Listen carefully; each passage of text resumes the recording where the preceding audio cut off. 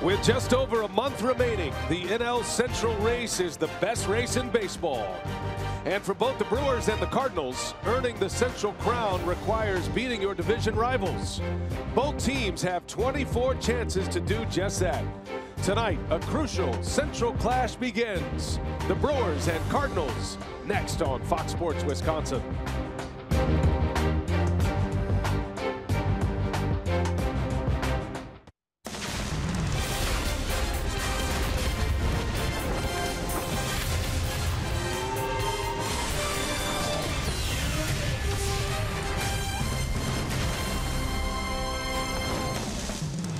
No better sight for road-weary eyes than this place. Miller Park, roof is open.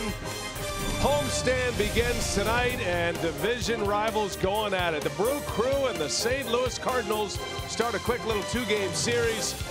Brewers coming to play 2.5 back of the Chicago Cubs, 3 back in the loss column. Cardinals in 3rd place in the division, 5 back of the front-running Chicago Cubs. Great division race. And we're set for the final 31 games of the year. Hi, everybody. We welcome you from Miller Park. Great to have you with us. Great to be back here. I'm Brian Anderson along with Bill Schroeder. Sophia Minard is our reporter. Before we start to look ahead and talk about what's coming up, the Brewers have the Cardinals and the Nationals on this homestand, Rock. Let's talk a little bit about what they accomplished on the road, because they are in it after a very difficult 9-game West Coast trip. Yeah, everybody really pointing to that West Coast swing, saying a defining period for the Brewers. I mean, a disastrous road trip. They might have been out of it, but that didn't happen. I mean, the Brewers 5-4. It was all about offense in Colorado. 18 runs. The guys were swinging the bats, hitting home runs, but then things changed in San Francisco and LA. They were 3-3. They didn't score a whole lot, but starting pitching outstanding. You know, Zach Davies was on his game. Jimmy Nelson on Sunday. All about the pitching, and hopefully that's going to be the case going into this homestand, because you figure this is going to be an important stretch for the Crew. Yeah, the Brewers still have 7 games remaining with the division leader, the Chicago Cubs. Got 6 with the Pirates, 5 more with St. Louis, and it starts with 2 here tonight. Don't forget the Nationals are coming in as well. First place team in the National League East on this homestand. All right, let's get it going here. Let's talk about starting pitching. Sophia Minard is standing by, and we'll look at how successful the Brewers starters have been compared to the rest of the league.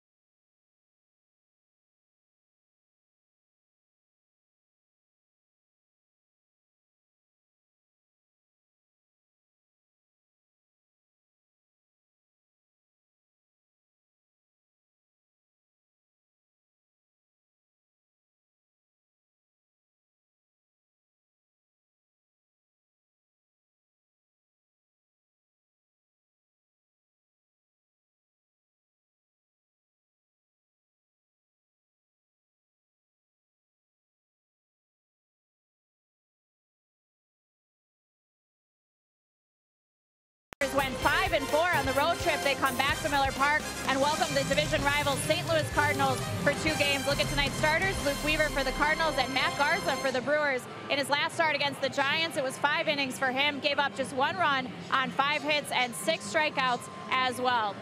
Good evening, everyone. Sophia Minnaert here at Miller Park. And on Sunday, after the series win against the Los Angeles Dodgers, manager Craig Counsell said in order to beat a team like that, the Dodgers already 90-plus wins on the season, he said you have to outpitch them, and that's exactly what the Brewers did. Terrific performances over the weekend from Chase Anderson, Jimmy Nelson, and Zach Davies as well. And really, it was the story for the entire road trip. But look at what the starting rotation did. A 2.03 earned run average, allowed just 2 home runs. The strikeout to walk ratio, very impressive. 44 strikeouts for the group and a 229 average. Manager Craig Counsell spoke about the success of his pitching and how they'll need to be consistent here over the final 31 games. We got to pitch too, and we pitched really, really well. And everybody pitched well. Our bullpen pitched well. The starters were outstanding. So we played good defense, I thought. We prevented runs very well on this road trip, and that's what got us 5 wins. You know, that was the name of the game. Obviously, Jesus had a couple big days in there to get us some wins, but the pitching staff and the defense and how we prevented runs, we did a wonderful job on the West Coast. 5 games remaining against the St. Louis Cardinals. It starts with a 2-game set tonight here at Miller Park. Over their last 6, the Brewers have won 5 against the Cardinals. We've got first pitch coming up next.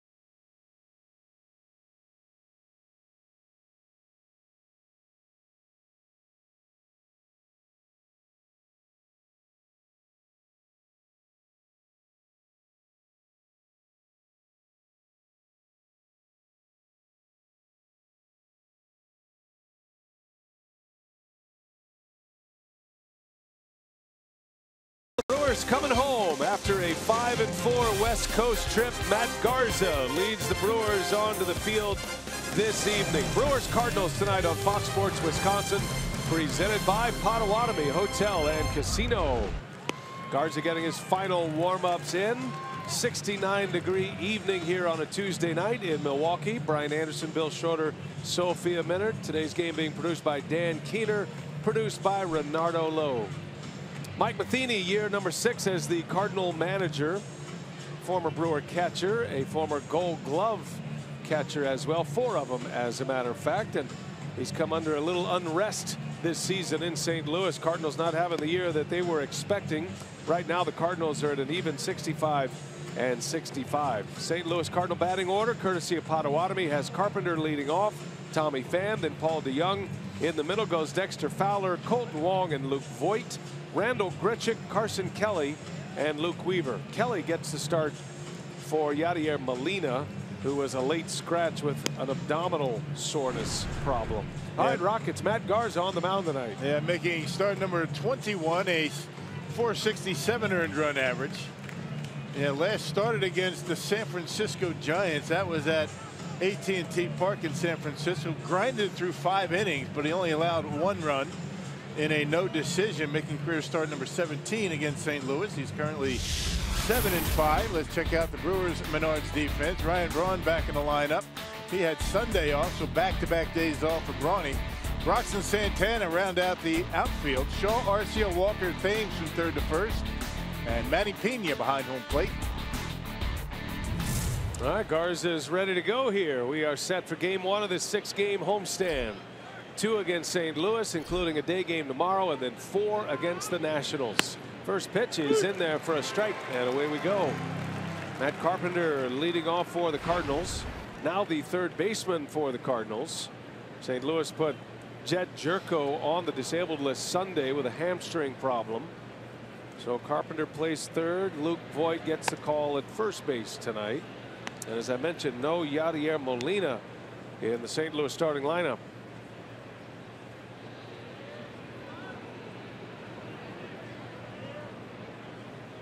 Brewers trying to keep clear of the Cardinals. St. Louis 5 games back in the Central Division. The Brewers open play 2.5 behind the Cubs. 3 in the loss column. Man, the crew hung right in there on that tough West Coast swing. The Cubs went 7-3 their last 10. The Brewers 6-4, so they're hanging right in there. Hottest team probably in September is going to end up being the one that gets it. Cardinals are coming off a homestand against the Padres and the Tampa Bay Rays. Only won 2 in that 6-game homestand. They were 2-4. 31 games to play, 16 at Miller Park, 15 on the road. Most of those games will be against division opponents. 24 of the 31, as a matter of fact. Still 7 remaining against the Chicago Cubs. Craig Counsell, Carlos Subero, his infield coach and first base coach.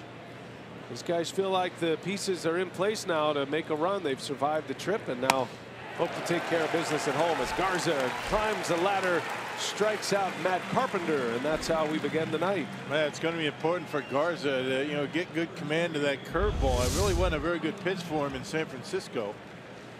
Going to have to be able to throw that pitch early in the count. And they pitch to Carpenter out of the strike zone, and he swings and misses. He doesn't often swing out of the zone. Now both of these teams, the Cardinals and the Brewers, have pitched very well this season. High ERAs, or low ERAs I should say, high in the rankings.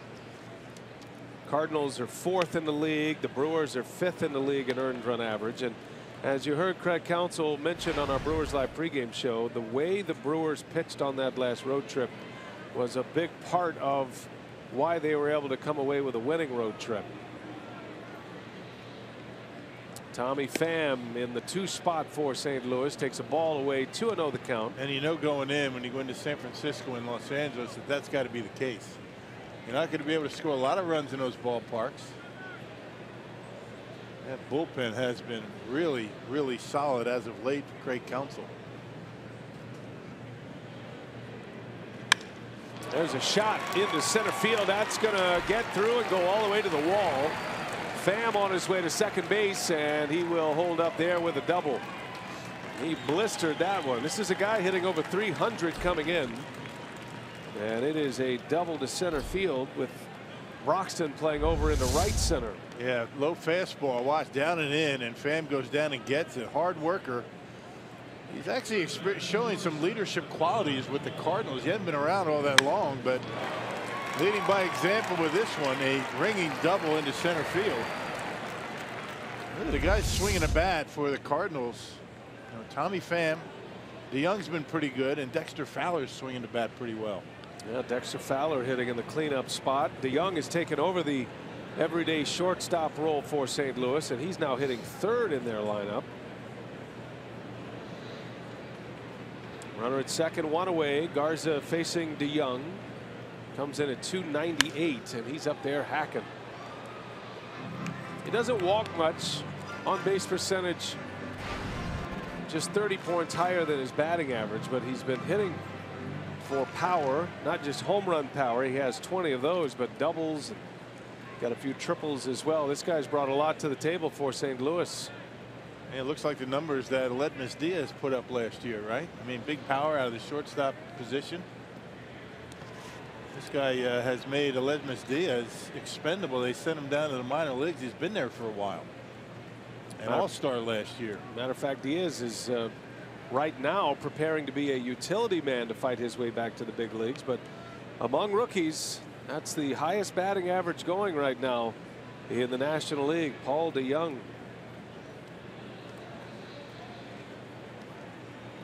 One ball, one strike. Got a runner at second and Pham. Just underway from Miller Park. If you're just clicking our way, appreciate you being there. And a swing and a miss. 1-2 the count. Don't forget, tomorrow is a day game. We'll have a matinee at Miller Park tomorrow. Airtime is 12:30 on the air for Brewers Live, and then the first pitch just after 1 o'clock Central. And then the Nationals will come to town. A 4-game series with the division leading Nationals.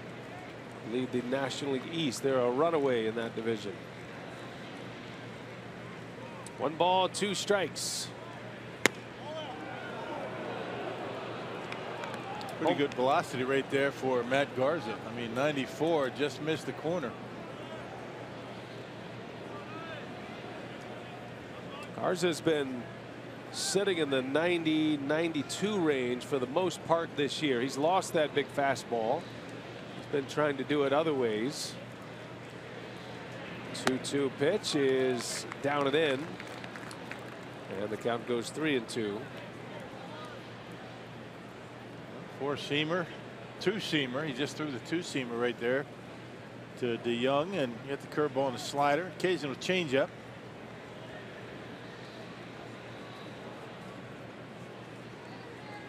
Garza now 33 years of age, 21st start of the season.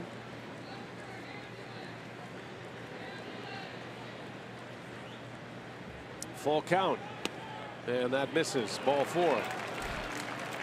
So trouble here for Garza in the first inning. 2 on with 1 away. Calling the balls and strikes tonight is Trip Gibson.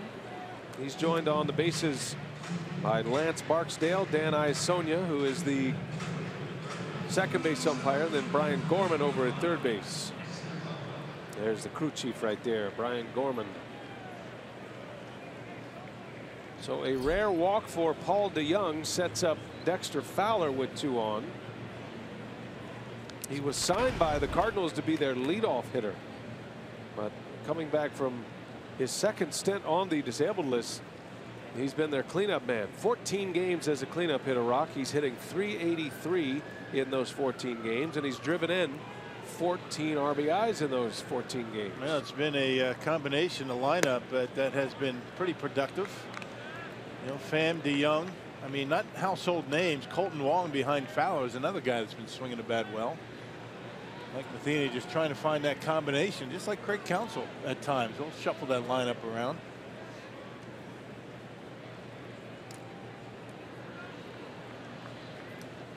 Fowler's a tough guy to double up, but Garza could use a ground ball here.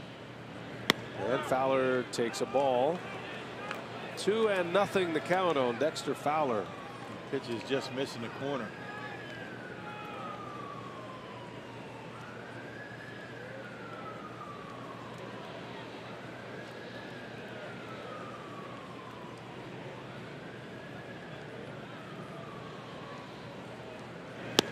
Big swing by Fowler, cuts and misses. 2-1. You got to be careful inside to this guy. If you want to pitch him in with a breaking pitch or a fastball, you better get it in. Curveball's down and in.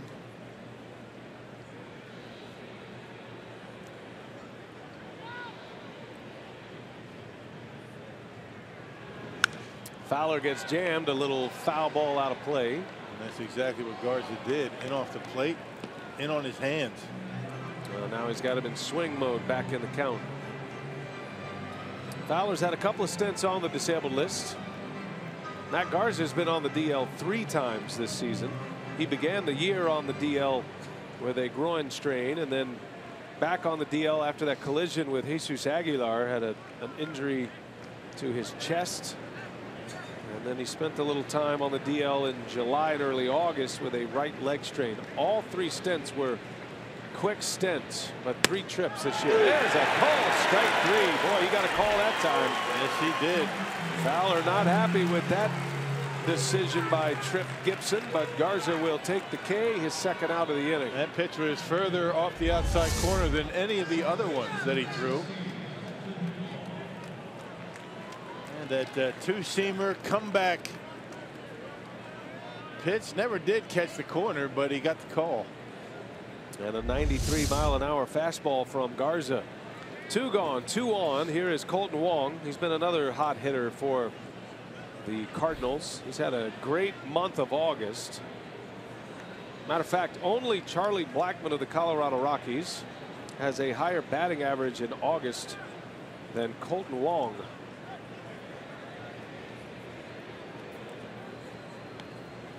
So you run into back-to-back hot hitters for St. Louis. Unfortunately for them, that's about the only 3 in their lineup that is consistently swinging the bat, especially without Molina in there tonight. This is where the Cardinals want to generate their runs. And on the first pitch, Wong skies one to left. Routine for Braun. He's got it, and the inning is over. And Garza, with a couple of punch outs, works around a single and a walk. Brewers coming to bat, bottom of the first.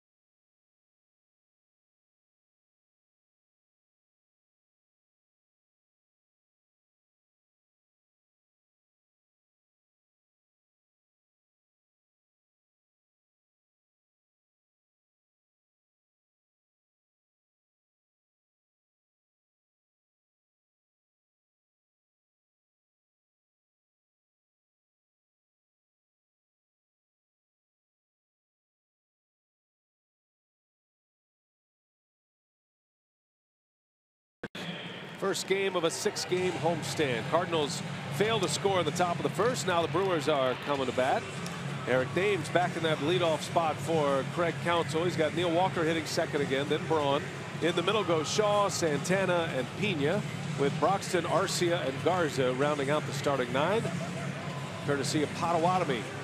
On the mound is Luke Weaver. Had one of his better games of the season right here at Miller Park, and he's up for the 4th start of the season and his 7th appearance. Yeah, got a win right here at the ballpark here in Milwaukee. August 2nd, a 5-4 victory. In his last time out, a win against San Diego, 7 innings, 3 hits, no runs. So he's been pretty good. Already making career start number 4 against Milwaukee. Cardinals starting a 10-game road trip. Brewers beginning a 6-game homestand. Thames had a day off Sunday, back in there tonight, and the first pitch in there for a strike. Eric Thames and Ryan Braun struggled mightily on the last road trip, specifically in that Dodgers series. They were hitless against the Dodgers. So both Thames and Braun had Sunday off, and then utilizing the team off day yesterday. Craig Counsell called it a mental break. Get them 2 days in a row, but they are going to be counted on heavily the rest of the season. Yeah, veterans got to show the way to this young club in a pennant race as we approach September. Braun did get a pinch hit appearance on Sunday, but was not in the starting lineup. Big win Sunday for the Brewers, beating the Dodgers to secure a road trip victory. And beating you, Darvish. Scored early, hung on to win. Corey Knebel was brilliant as always. Every one of those games on that road trip was a good one. I mean, just about every one of them. Scored a lot of runs in Colorado, as you would expect. And Thames chases one. Down he goes on strikes. Check out the Menards defense for the Cardinals. About middle of the pack defensively in the National League. 74 errors committed by St. Louis. Van Fallow and Grichuk in the outfield. Pretty good speed out there. Matt Carpenter making his second start of the year at third base. You got the young Wong up the middle. Luke Voigt at first base. And Carson Kelly behind home plate. Yadier Molina out with injury. He was a late scratch. Kelly making his sixth start behind home plate for St. Louis. Neil Walker at the plate for the Brewers. Takes the ball high and away. Looks strange to see the defense for the Cardinals without Molina in there, doesn't it? He's in there most of the time. Carson Kelly is a very good defensive catcher. Throws it well, calls a good game. Doesn't hit much. And he's trying to fill in for maybe one of the greatest catchers of all time in Yadier Molina. Don't know if Molina's going to be able to answer tomorrow or not. That's a day game tomorrow, and an abdominal soreness was the official listed reason by Matheny that he is out of the lineup. It's not a good injury this late in the season. Yeah, it's got to be something substantial because Molina just doesn't sit out games.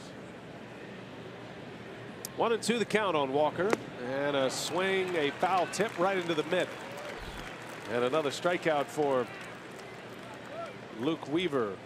2 up, 2 down, 2 Ks.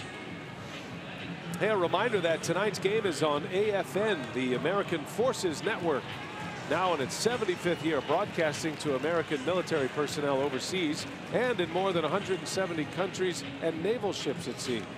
Welcome to those watching. Thank you very much for your service. Appreciate all you do, and we're glad we can bring a little sense of home to you. Great to be home here in Milwaukee. Here is Ryan Braun with 2 away. And by the way, as we broadcast these games and we have beautiful conditions for baseball, we're thinking about all of our friends and family members down in Houston and the flooding that has come through there, the hurricane. It's just a dreadful situation. We have a lot of co-workers, colleagues, especially those in our master control unit that are in the Woodlands that are receiving this game from Milwaukee and then distributing this game all over the country. They're there. Many of them have severe flooding in their homes as well, so be thinking about them. Braun a little tapper, and over is Voigt to make the play to end the inning, and the Brewers go quietly in the bottom of the first. We head to the second. Cardinals coming to bat. No score at Miller Park.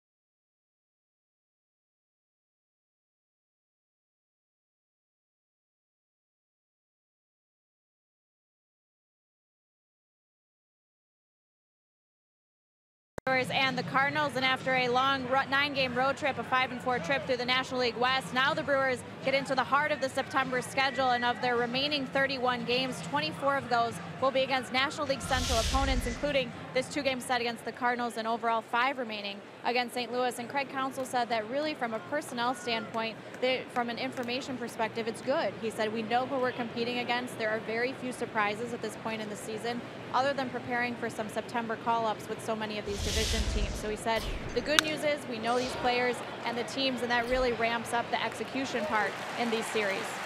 All right, Sophia, thanks. As Matt Garza gets the first out on the first pitch he throws, Luke Voit flies out to center field. And the Brewers are not going to hesitate calling guys up. I mean, they're in the midst of a pennant race as September comes around, and you got to figure, you know who the guys you're probably going to see come up. You figure Phillips is going to be up here at some point. Yeah, it looks like Brandon Woodruff is in line to make a start for the Brewers. That is not public or has not been announced, but the way he left, and even Craig Counsell telling us when they sent Woodruff down, they want to keep him in a regular turn so they can bring him back. So that's obviously part of the plan, barring injury, but that is going to be another piece the Brewers will add. I'm sure they will add a third catcher as well, whether that is Andrew Susac or Jet Bandy eventually. By the way, Bandy did take batting practice today on the field. He's coming back from a fractured rib. Got to get him healthy, right? Yeah. I mean, both of them down.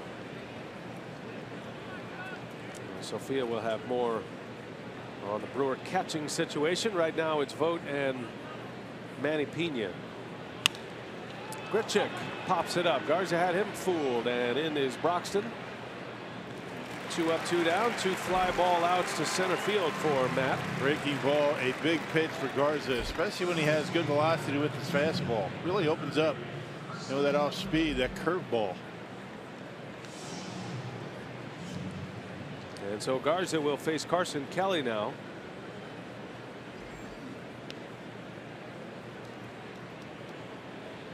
Kelly, a late add to the lineup.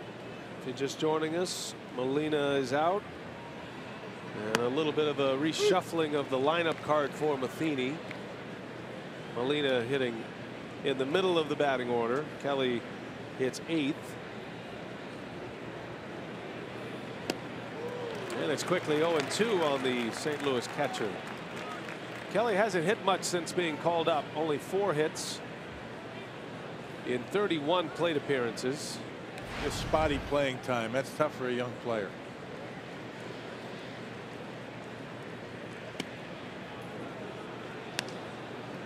Got a good breaking ball today. He's got a nice sharp break to it, breaking late. Later the better when you get the break on it. Tougher for the hitter to recognize.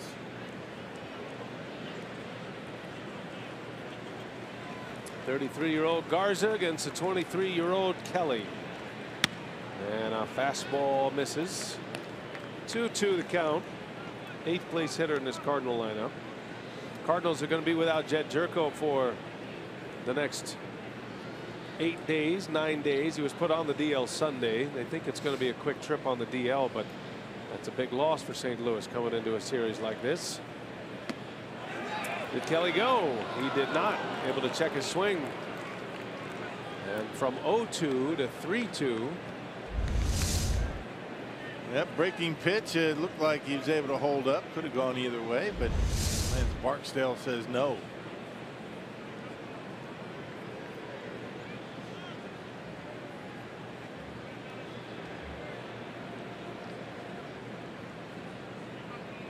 Payoff pitch. Kelly draws a walk. Hey, this weekend the first place Washington Nationals come to town for a big 4-game set at Miller Park. That will run Thursday night through Sunday afternoon. Great seats are still available at Brewers.com. So Garza had Kelly 0-2. Tried to get him on a breaking ball at 3-2. He walks him, and now he'll deal with the pitcher Luke Weaver. Well, Kelly, you know, swung at a breaking pitch way out of the strike zone early in that at bat, and I think Garza was counting on him doing it again, but he didn't.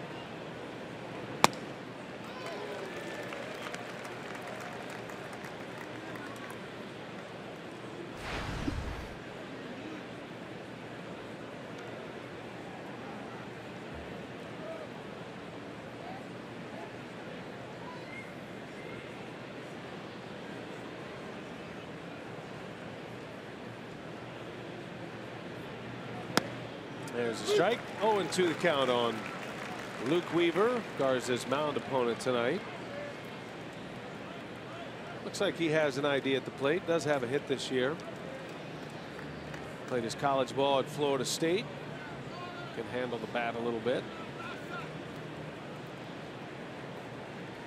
2 outs, 1 man on. Garza trying to work through this second inning.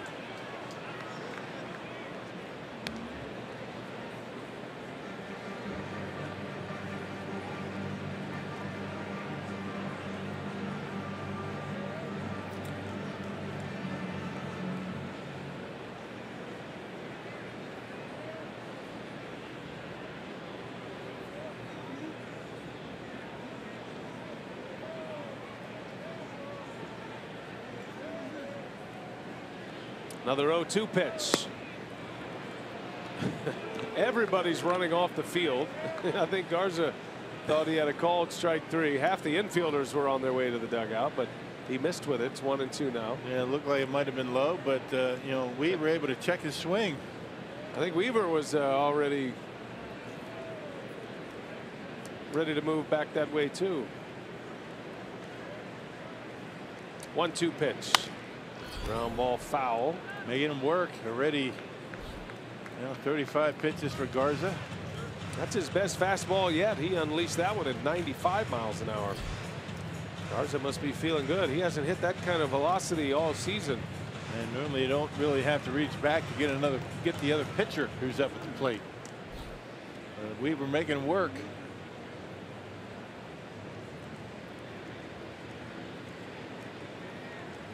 One, 2. Chopper foul. Weaver proved he was a pretty good hitter last year. Matter of fact, you combine his numbers, even though he's 1 for 6 this year, he's actually hit over 300 in his brief career in the big leagues. I think counsel wants to find out if that was hit twice. Yeah, double hit, but already called foul, I believe, when the bat struck the second time, or at least was heading foul. Right.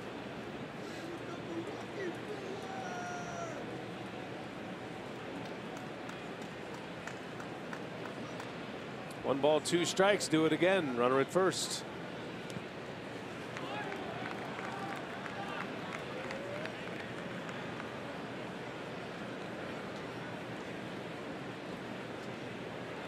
Garza's last start was against the Giants. It was 5 innings, only gave up 1 run, but it was a hard-earned 5 innings for Garza. And a lot of base runners. Yeah, threw 83 pitches in 5 innings. Yeah, he worked. Gave up 5 hits and walked 2 in that game in those 5 innings. There's a ground ball. Garza fields it with his bare hand and throws to first. What a play by Matt Garza. Wow, Garza throwing a little, I don't want to call it leather, that's skin. Little bare hand gem by Matt Garza to end the inning. Yes, sir.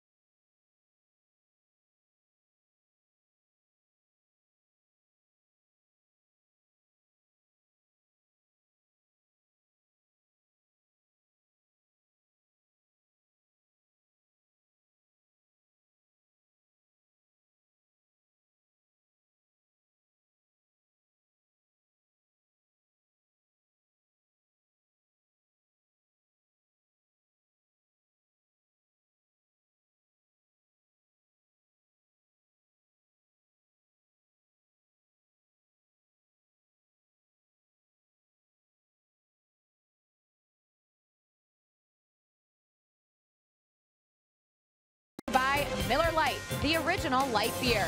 By Hupy and Abraham, voted best, rated best. Hupy and Abraham, tell them you mean business. And by Menards, save big money at Menards on all your home improvement needs. No score between the Brewers and the Cardinals here in the second inning. Our scoops from the clubhouse brought to you by Car Soup with manager Craig Counsell. With the rosters expanding on Friday, September 1st, the good news for the Brewers is they'll get some players back. So to minor league rehab assignments, we'll start with Andrew Susek, who has been out with the right trapezius strain. He is going to join the Timber Rattlers tomorrow and Thursday for a minor league rehab assignment, and he'll be joined by Brent Suter, who's been dealing with a left rotator cuff strain. He's going to make an appearance tomorrow with the Timber Rattlers as well. So if everything goes well for them in their rehab assignments, they will join the team on Friday. And for Jet Bandy, he's been dealing with a rib fracture. He will not be ready to come off the disabled list at that point in time. But for Bandy, he's made good progress. He started hitting in the cage on the road trip, took BP here today. So making progress for Bandy, but he will not be available come Friday. A lot in the notebook for Sophia. Good stuff, Sophia. Thanks for the update. And those are some of the decisions that Craig Counsell and company will be making. Good to see those two players, Susek and Suter, on the mend as well. I know both of them are very anxious to get back into the mix. Specifically Susek. It's just been a very frustrating year for him. He had a chance to be the starting catcher to begin the season, but it's been one injury after another. Yeah, it started at spring training, neck issue, and kind of lost his opportunity to make the ball club. It's going to be nice for Craig Counsell to have that third catcher, because you got Voit, Pena, both pretty good hitting catchers, so you'll be able to use those guys in the middle of a game and still have a backup catcher available. Travis Shaw leads away here in the second inning. No score. Cardinals have the lone hit. That was a single by Tommy Pham. Garza's walked 2. Just made a fantastic play on the mound to retire the side in the Cardinal second inning as Shaw strikes out. How about this Garza play right here, Rock? There you go, going down, able to collect himself and make a flip from one knee. How about that? And look at the bench. A guy that struggles throwing to first base. I mean, I guess eliminate the glove. I think that's the point. Put him in the most difficult situation you can find, and normally his throws are okay. Right. I mean, when you don't think about it. I mean, he's not the only guy. I mean, there's been a lot of them. Santana turns one around on the first pitch. A shot back up the middle for a base hit. And Domingo is aboard with the first Brewers hit of the game. Yeah, he better be up there ready to hit with this guy on the mound. Luke Weaver, he pounds the strike zone, and he's not afraid to throw it over the plate, as you can see right there, right down the middle, a little bit in, middle in, and Domingo with those very quick hands on the inside part of the plate, able to hit it hard into center. Doesn't pull a ball all that much for a big guy. Now, usually breaking balls, the curveballs, the changeups, those are the ones he pulls to left. He's very good going to center field and to right field. That's where most of his power comes as well. There's a strike to Manny Pena. And when you watch Weaver, it's basically just fastball changeup. He will throw curveballs from time to time, not all that much. But he's already got a strikeout on a changeup. That was to Neil Walker. He's got an excellent move to first. He holds runners well. Tough guy to run on. Very athletic pitcher in Weaver as he delivers a fastball high. What's interesting about Weaver is his strikeout numbers at this point. He's already punched out 3 in this game. He had a big strikeout game against Milwaukee. As a matter of fact, in 3 career starts against the Brewers, he has 26 strikeouts. So give him 29 now, and this is 4th strikeout. And we're only talking in 19 innings. It's got to be something about the delivery, I mean, he's only throwing what, 92, 93, maybe 94 at best. Yeah, there's we were talking about. I mean, pretty good stuff against Milwaukee. 10 strikeout game last year, almost a year to the date. Had one of his better starts.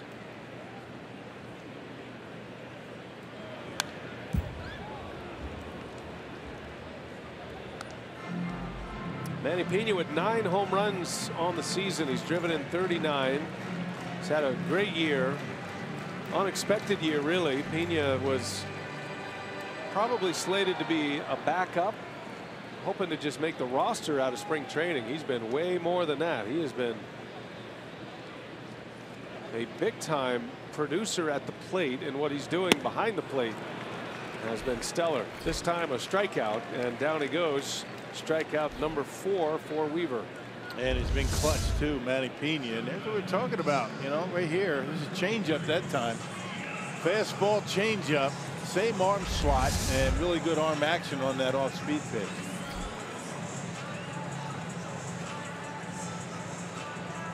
Keon Broxton now with 2 away and a runner at first. Keon has been the Brewers' Cardinal killer this season. 3 home runs against St. Louis. He's hitting for a .410 batting average.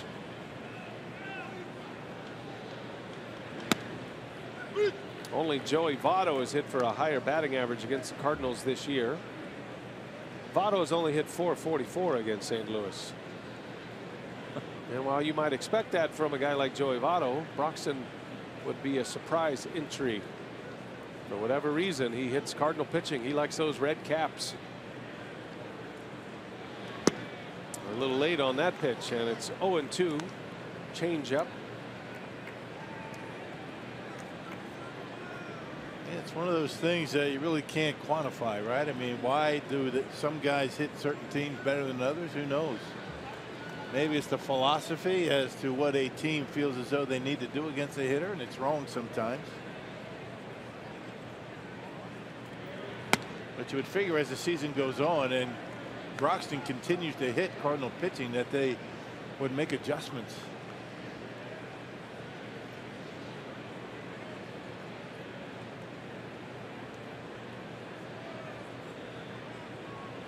Keon up there in a 1-2 count. Santana at first. Weaver misses. That's what you got to lay off of for Keon. Very important to lay off that pitch above the belt.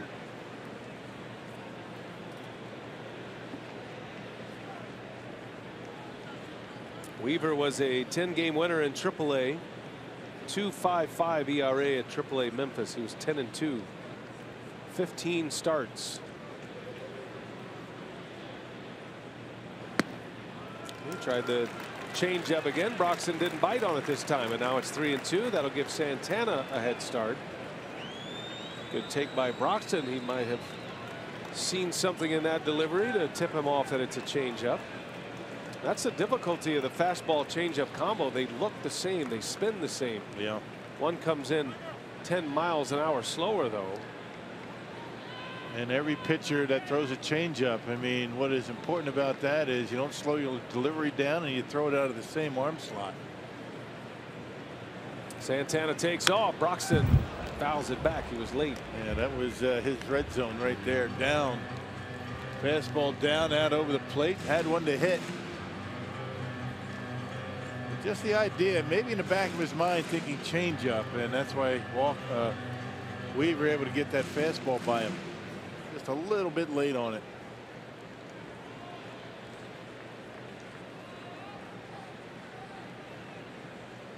Do it again. Another 3-2. Santana with a walking lead. There he goes. Broxton pulls one to the shortstop to Young on a hop. He'll make the play to end the inning. So the Brewers get a hit, but fail to score, and we go to the 3rd inning scoreless in Milwaukee.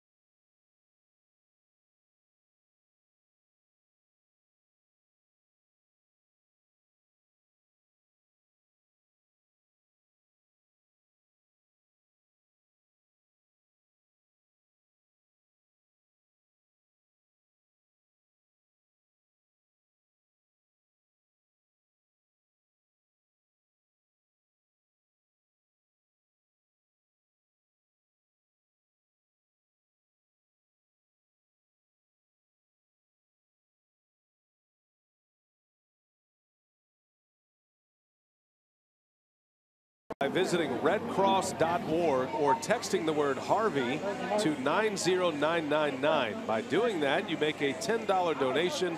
Your donation enables the Red Cross to prepare for, respond to, and help people recover from this disaster.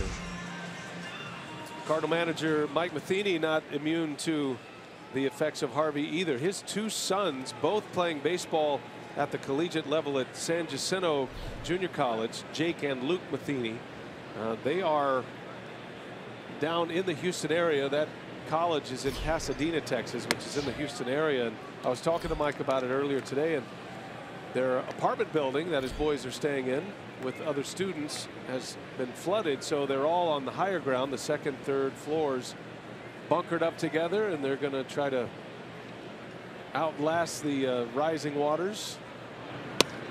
So he's got a lot on his mind as he manages this game, as do a lot of the players, a lot of the guys from Texas. I mean, the pictures that you see on the news, I mean, just rough. I mean, it's just horrible what's happening down there. And although water receding a little bit, so I guess maybe the worst is behind them. Well, Matt Carpenter is part of that. He's leading off this inning. He's making donations. He's a Texan, and he and Adam Wainwright and the Cardinals are matching those donations for relief down in Houston. J.J. Watt has had an incredible fundraising effort that's now over $4 million. The Pewaukee native, who of course stars for the Houston Texans in the NFL.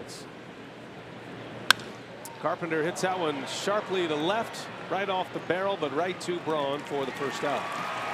By the way, our friends down in the Woodlands who are in master control, which means they're the ones who distribute the feeds for all of these games all across the Fox regionals. Our buddy Brock McRock, he sent me a picture, and he said the water is receding and there is sun and blue skies in Houston, Texas right now. He just sent me a great picture of the area right outside the main office there at the Woodlands. So we are very happy to get that report. And thank you very much. Our master control personnel member tonight, his name is Taylor, working in that facility, hour number 100 consecutively. They haven't been able to leave the facility, but they've been bringing you all these games. So enjoy the game and be thinking about those folks. And so many like them that are stranded there. And yep, and I'm sure they have family that they're concerned about, and they're stuck. Astros are going to play a series in St. Petersburg, going to Tampa Bay to play a series coming up because Minute Maid Park is unavailable. Tommy Pham takes a strike. Might remember a few years back, 08 I think it was, there was a hurricane that blew through Houston and they ended up playing games here in Milwaukee. Played the Cubs. Cubs and Astros. That was in that series. Carlos Zambrano threw a no-hitter in that series against the Astros. Another line shot, and Tommy Pham is 2 for 2. This guy's had a breakout year this year.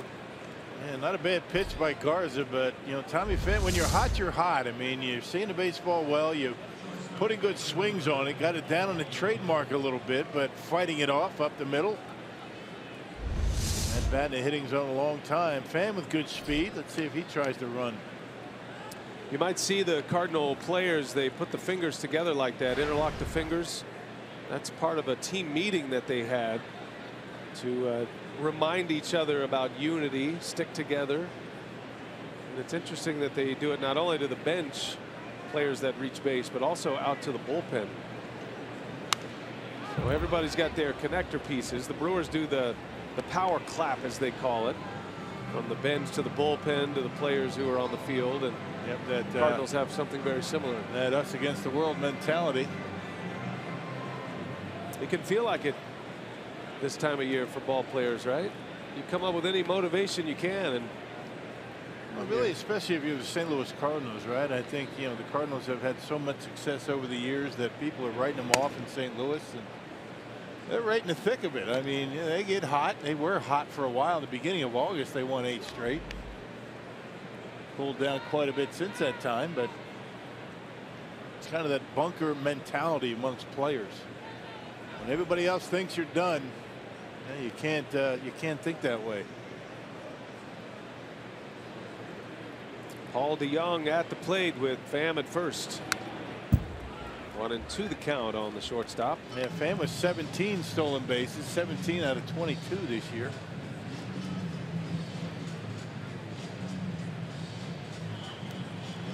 This ball club can hit the long ball as well. Overall they're 11th, but St. Louis has 7 players who have hit 15 or more home runs, including DeYoung, who's hit 20. That's the most in the National League, that many players to hit 15 or more home runs on the season. First 4 in their batting order have all hit 15 or more. Yeah, they're well spread out. You know, they don't have anybody. They only have one with 20. That's DeYoung. You know who's second on the current roster in stolen bases for the Cardinals? Yadier Molina. Now, that would have won you something at the water cooler. Right. Molina's got 8. 8 for 12. Maybe on the back ends of some double steals and whatnot. Or maybe just got a lot faster in the last couple of years. Yeah, well, he has lost some weight, hasn't he?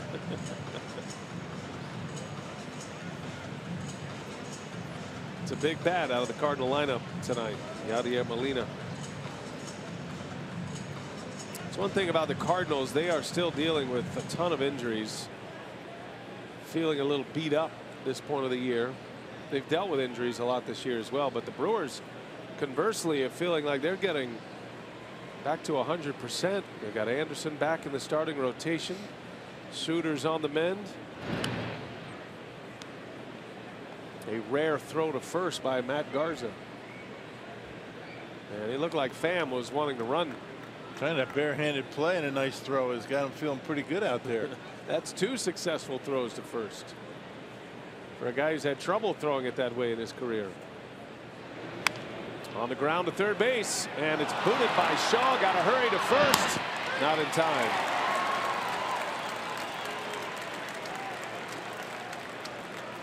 I believe he was thinking about a double play and ended up not getting anybody.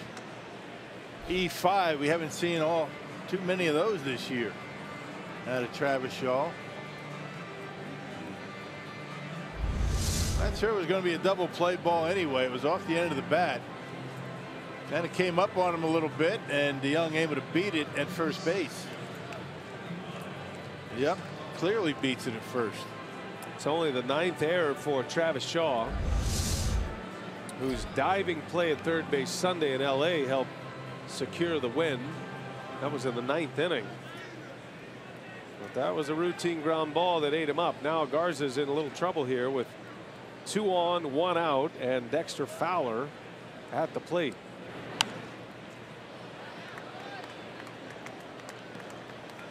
Remember, Garza struck him out on an inside fastball. It looked like it might have been in off the plate, but he got him inside. I'm sure that's in the back of Fowler's mind.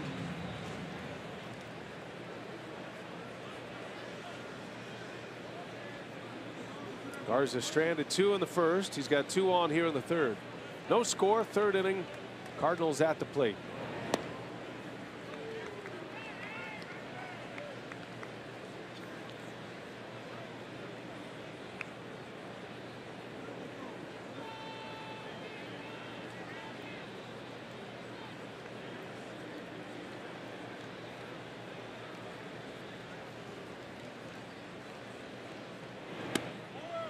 And a little bit down and away. Pretty good looking pitch right there. Trying to figure out where the windows are to get strikes. So he had the plate, but called a ball. Those are swing pitches right there. Instead of a 1-2 count, it is now 2-1 on Fowler.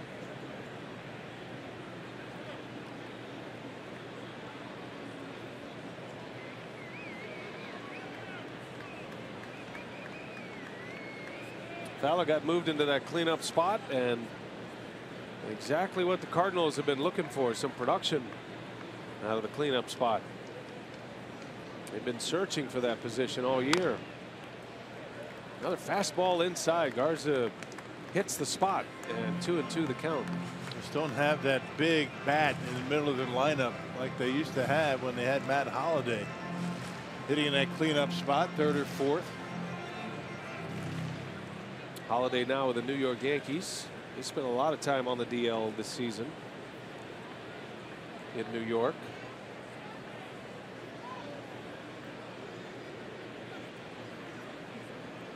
Two to count. Cardinals have 2 on. And Fowler takes a ball down and in. 3-2 now. Yeah, good break on the curveball and slider, but he hasn't been able to find the plate all that much with it. Trying to keep it away, but it's a little bit too far, you know, to get a swing.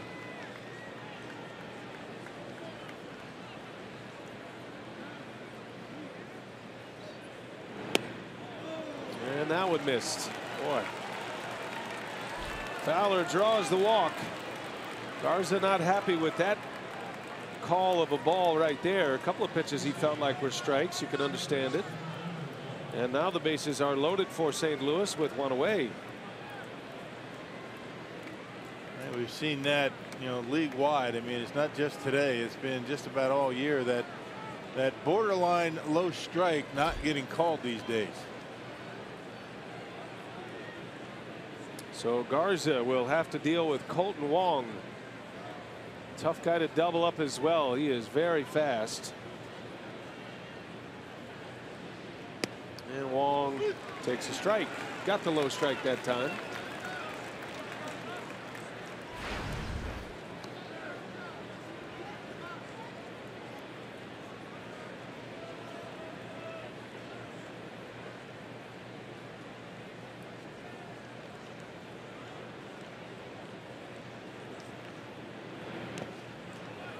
Good block by Pena. Yeah, Wong's only been only grounded into 4 double plays. Tommy Pham, though, 16 double plays he's grounded into. And Pham can run as well. Pham over at third base. DeYoung reached on an error. He's at second. Fowler just walked. Garza's walked 3 in his 3 innings. Trying to fight his way out of the bag right here. Bases loaded, 1 away. And Colton Wong, who's hitting .314 right now, on base percentage near 400.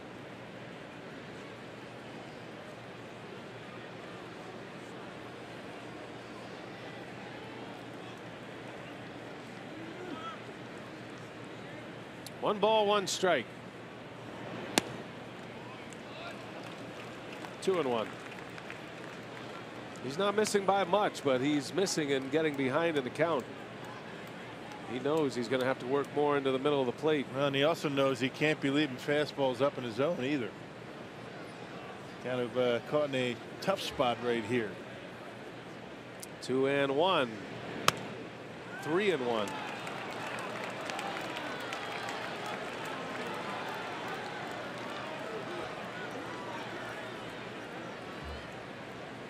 Well, a moment of truth here for Garza. Maybe early in this game. Hitters count with the bases loaded. 25th pitch of the inning for Garza. And it's right back to him. Garza fumbles with it. Comes home. And they do not get it out anywhere. Run scores. And just not able to hang on to it. If he did, he would have had an easy out at home plate. A comeback. That's best case scenario. Bases loaded and a 3-1 count. And not a very difficult play. It was right to him. Just couldn't get a handle on it.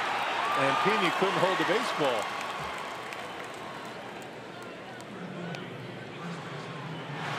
So 1-0 St. Louis. Still only 1 out. I'm not sure if Manny catches it, if it's going to be an out or not, but you know, the throw a little bit low. Well, despite a very good play to end the 2nd inning, Garza has never been a good defender, and that one ate him up. Brewers have had a couple of chances. There's a ground ball, and Arcia's got it. Goes to second. They get the out there. Safe at first, and 2 more runs are going to score. Dexter Fowler catches the Brewers napping, and the Cardinals get 2 runs in with that batted ball. Well, he never slowed down around third base. Yep, Travis Shaw lets it go. He really didn't have a play. Arcia trying to turn the double play, and Fowler catches Thames. I think if Thames throws it right away, they get an out, but he hesitated, and that's all it took. Fowler able to score run number 3. That'll be a fielder's, oh, excuse me. Yeah, fielder's choice. Fielder's choice and an RBI.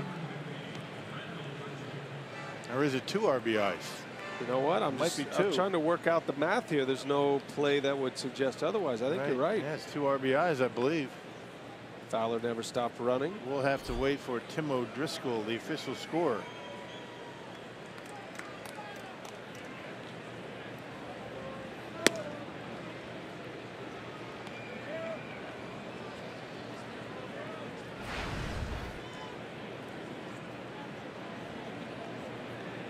Randall Grichuk with a runner at first. Been a bad defensive inning for the Brewers.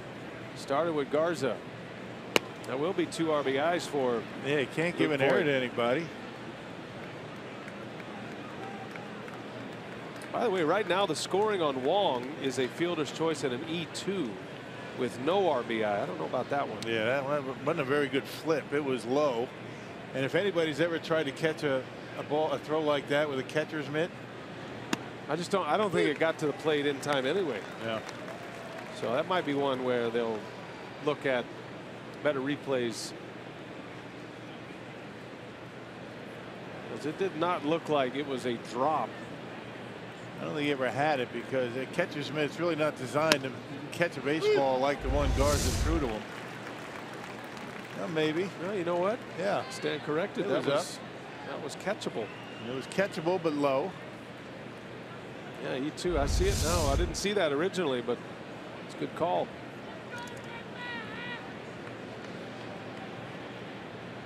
Two the count.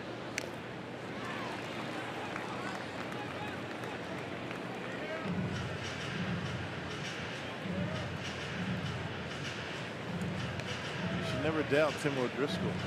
Should have known better. Haven't you learned that by now? I think I'm speaking to myself as well. There he is.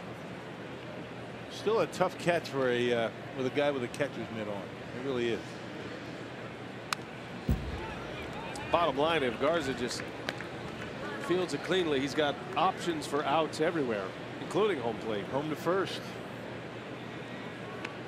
A lot of pitchers will catch it, start a 1-6-3 double play. Garza doesn't do that. He's not confident throwing the ball to a base like that, but certainly had an out. In the air to right. Santana is coming in hard now, and he'll make the catch. Boy, rough inning for the Brewers defensively. They let a few in. 3 score, 33 pitches for Garza, and the Brewers have to play from behind.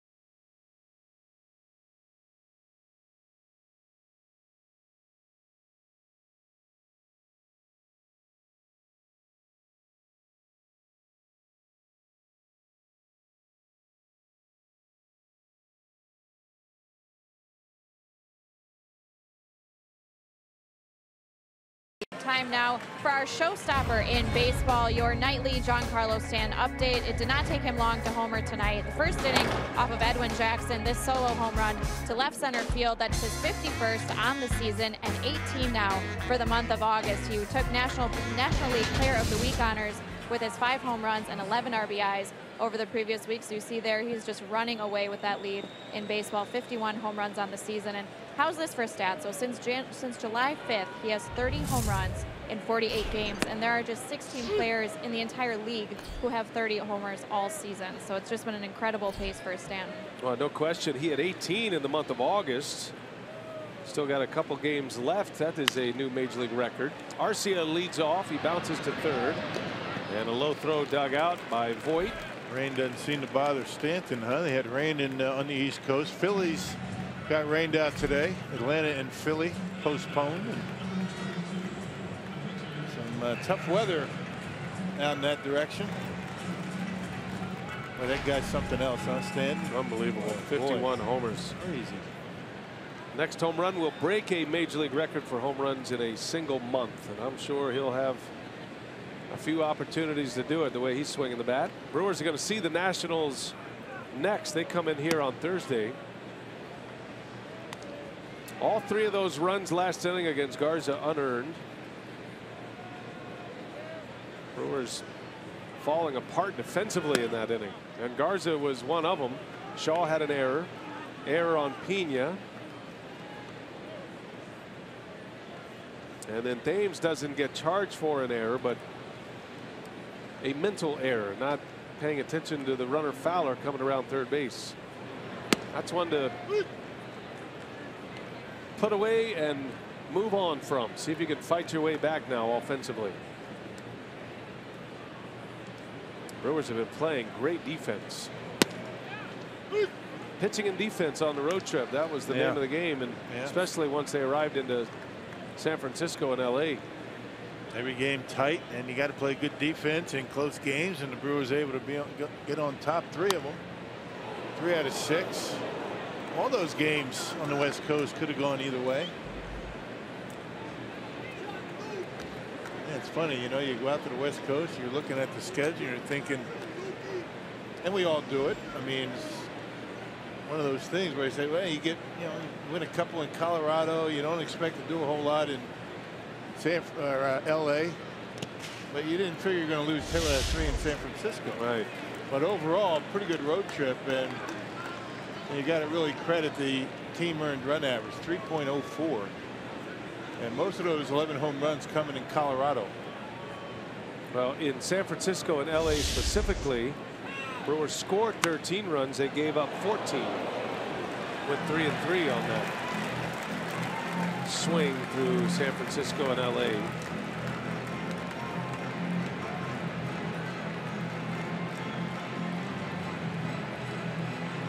Brewers had wins of 4-3, 3-0, and 3-2 through San Francisco and LA. There's a called strike 3. Garza is retired. 5th strikeout for Luke Weaver. First time through the batting order. He gives up 1 hit, punches out 5. Yeah, get live broadcast, scoring updates, breaking news, and more right at your fingertips with MLB.com At Bat, the official app of the Brewers. Download At Bat today, free for your smartphone or tablet.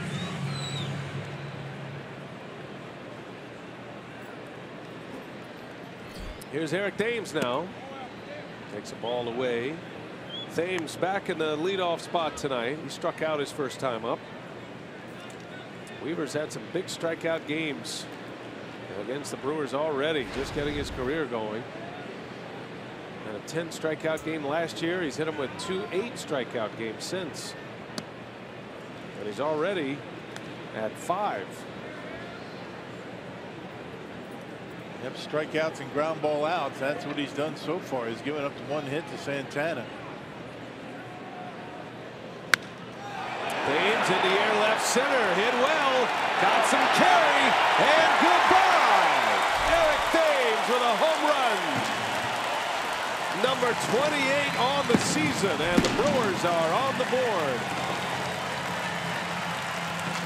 Well, he took Weaver out of the yard here in Milwaukee beginning of August. And does it again, this time opposite field into the Brewers bullpen. Incredible power for Thames. A little more subdued trip down the gauntlet. It's been a while. Thames has not hit a home run since August 12th against Cincinnati. Been 17 days since his last long ball. But 28 on the year now. What a great sign of things to come, they hope. Yeah, fastball out away from, goes right with it. His second home run this year against Luke Weaver.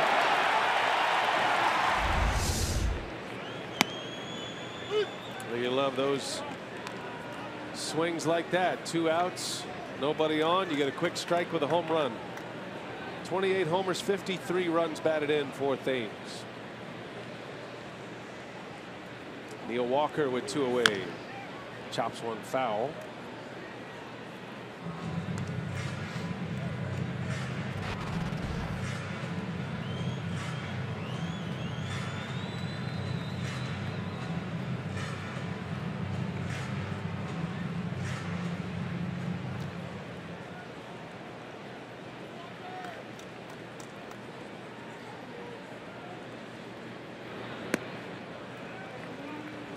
Walker struck out on a changeup his last time up.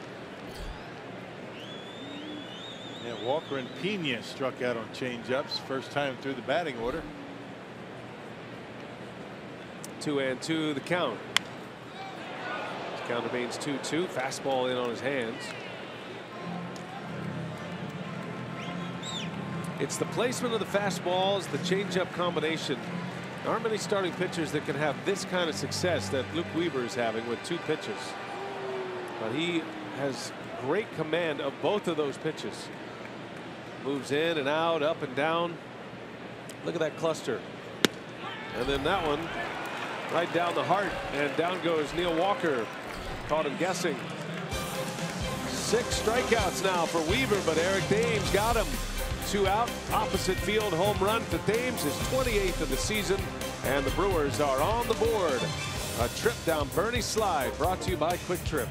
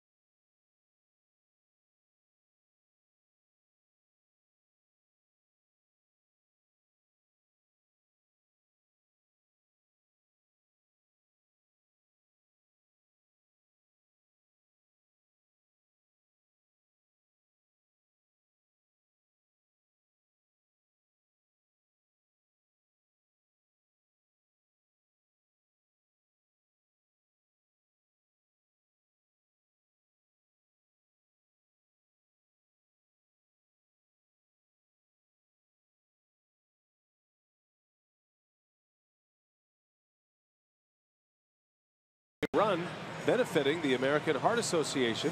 It happens on Sunday, September 17th at Veterans Park on Milwaukee's lakefront. For additional details, visit foxsportswisconsin.com/events. Eric Thames has the Brewers on the board for the first time. A 3rd inning home run with 2 outs. It's 3-1 St. Louis. All 3 runs for the Cardinals coming in the top of the 3rd, all of them unearned, as the Brewers commit 2 errors in the inning. So here we go to the 4th. It'll be Carson Kelly to lead off, then the pitcher spot, and then back to the top. Kelly, Weaver, Matt Carpenter.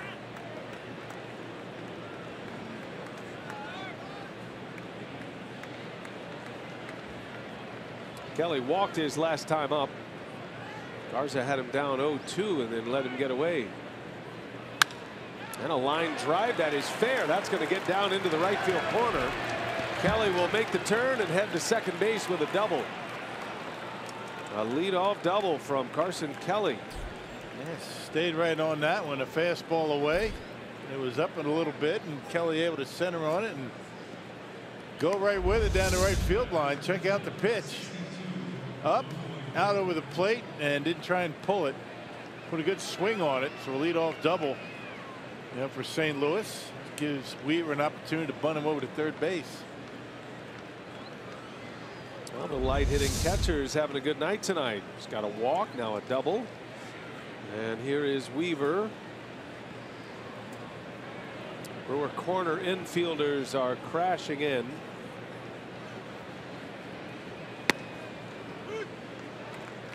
Eric Thames will do his best to try to field anything that is around the mound. Brewers would prefer that Garza didn't handle the ball in a situation like this. Yeah, Kelly doesn't have great speed, so you get it quickly and maybe keep him at second base. There's a bunt. Thames comes across, and we'll have to turn and fire to first in time. Good play by Thames. And a good bunt by Weaver. A sacrifice moves a runner to third base with only one out now. Thames covering a lot of ground right here and almost wasn't able to get the pitcher at first base. That's a long throw for Thames, but puts it right on the money, gets his man.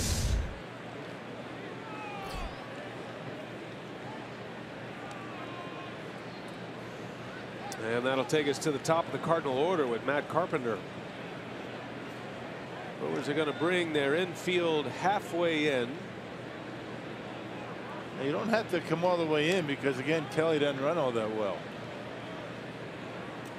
Corners are in tight. Middle infielders a step back.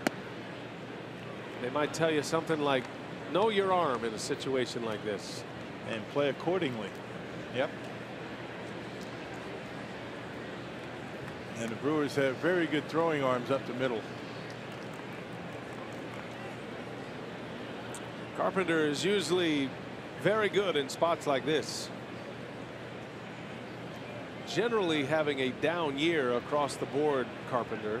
He is hitting some home runs again. He's got 17. But hitting only .243, which is a lot lower than what we are accustomed to with Matt Carpenter. He seems to be around that 300 mark. Then you got a 2-0 count on Matt Carpenter here, and Tommy Pham on deck. Although he is 2 for 2, he has grounded into 16 double plays. Let's see if the Brewers want to be careful here with Carpenter.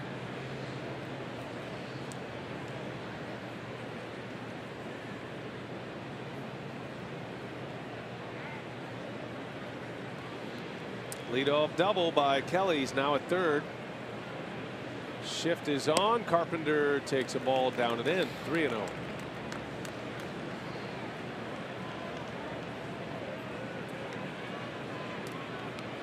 Brewers moved Arcia on the right side of the infield as Carpenter has gotten ahead in the count. Expecting him to pull one on the ground. That's another shift you probably don't see with Matt Carpenter in the last couple of years until this season.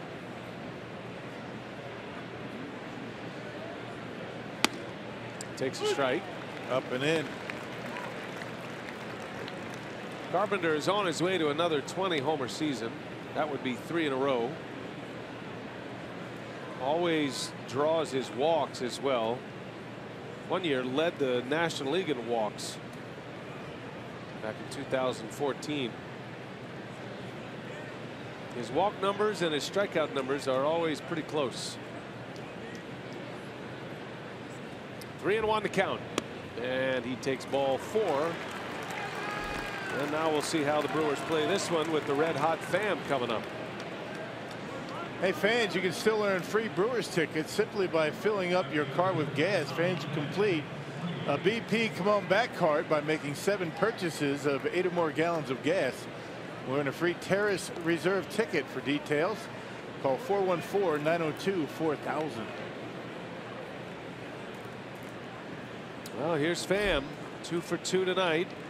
5 hits in his last 11 at-bats. And the Brewers are going to push him back in the middle infield to try to turn 2. Recognizing that number that Rock mentioned. 16 double plays grounded into. And a first pitch curve misses.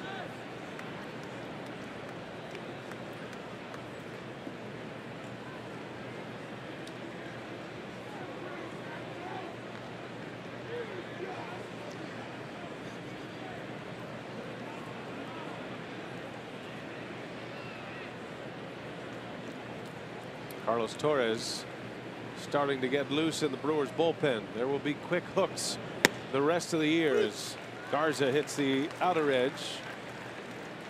Well, Tommy Pham, he's been part of the late finishes. They only won 2 games on the last homestand, but Pham delivered a walk-off for St. Louis over the weekend. That was against the Tampa Bay Rays. This guy's been a terrific player, and he's taken his game, Rock, to that gear that I'm not sure most thought he had. The average part, the batting average part of it, hitting .306 coming into play. He's a hard worker. He's always the first one out of the dugout during early batting practice. He runs the bases hard before the game and trying to set an example. Has the highest OPS in the Cardinal lineup, over 900. That includes a .400 on base percentage. Excellent numbers. Garza's got him in a hole though. 1-2, and Pham takes a ball outside. Yeah, it was away. Well, with all the injuries and lack of production, Pham's been given an opportunity to play a lot, and he's taken advantage of it.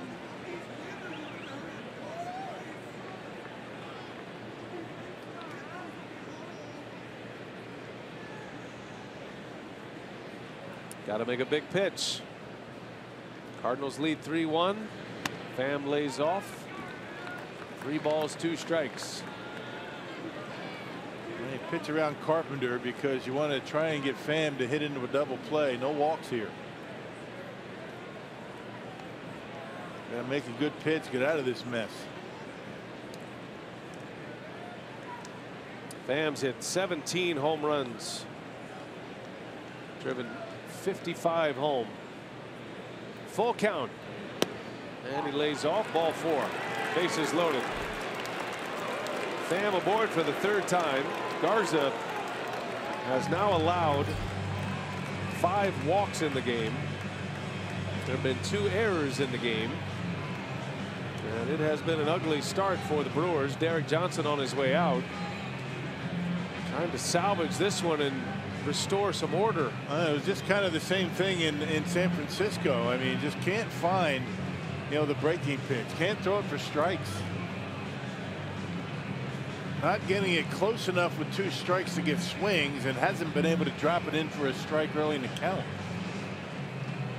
And that forces him to rely on a fastball that's topping out today. He's thrown a couple at about 94, 95, but basically we're talking 92, 93 miles an hour. Can't do it.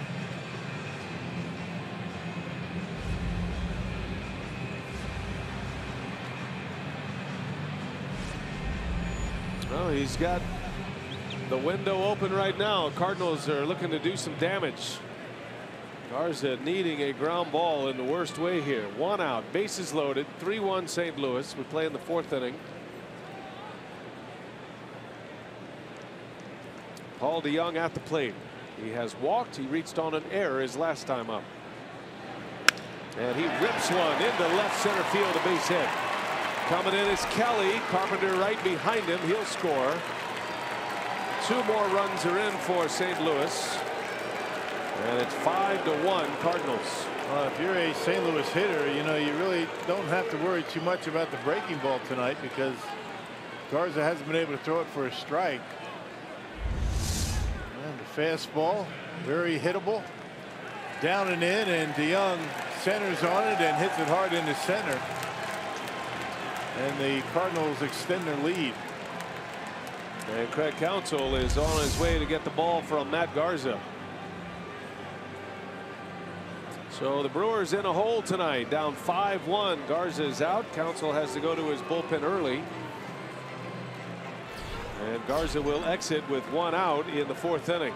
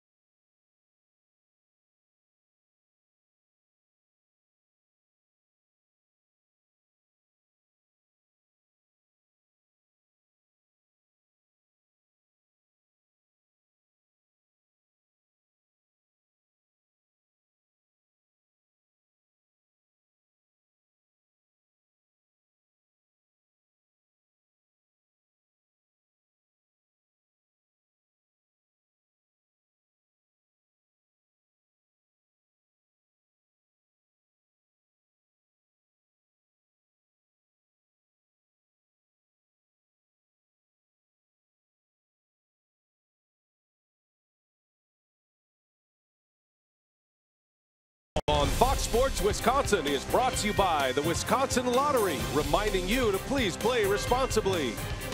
And by Toyota, let's go places. Well, Eric Dames, the lone bright spot here tonight. He homered last inning, the only run on the board for the Brewers. Cardinals roughing up Matt Garza. 3 of those runs were unearned. A couple of errors in the 3rd inning. But it did not look good for Matt Garza here tonight. In this inning, the 4th, he walks 2, gives up 2 hits, and he is out. And here comes Carlos Torres. Yeah, last pitched on Wednesday against San Francisco. Yeah, threw an inning, gave up a run, gave up a couple of hits. Got the middle of this Cardinal order to deal with. A couple of men on and 1 out here in the 4th. Dexter Fowler will step in. Walked and scored in the 3rd. It was his dash that allowed the Cardinals to steal an extra run. Brewers were trying to turn a double play. Fowler started at second base, and as he went to 3rd, he noticed that it was going around the horn, so he just kept on running, and he was able to score. Thames didn't see him right away. Did it with his legs. Runner takes off at second, throw to 3rd, the tag in time. Pham cut down. Beautiful throw by Manny Pena for the 2nd out. You can always count on Manny Pena for a good throw to the bases. Pham had a pretty good jump. He had a really good jump, and Pena able to put this one perfectly, and Shaw with the tag. That's a big out.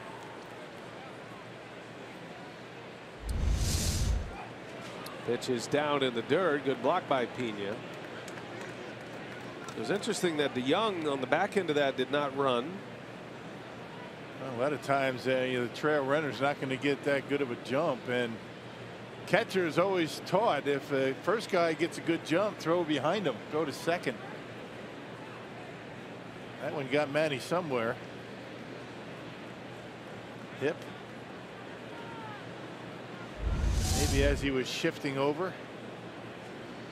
Yeah, right there when the knee hit, maybe just kind of locked up the hip a little bit. Hate to see that. Yeah, you slide over and that knee catches, and body doesn't necessarily stop. 3 balls and a strike on Dexter Fowler.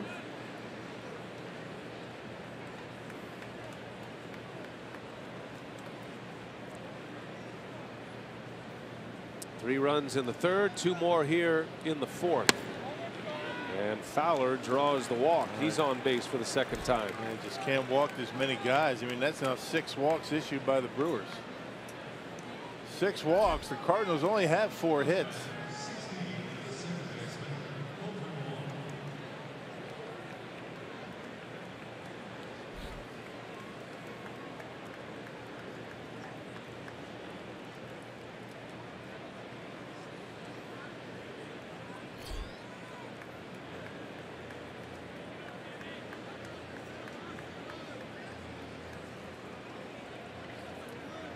Colton Wong now with 2 on, 2 outs in the inning.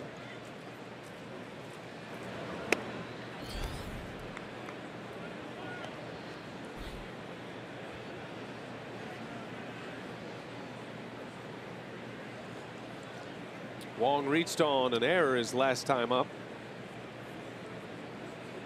Pena dropped a throw from Garza.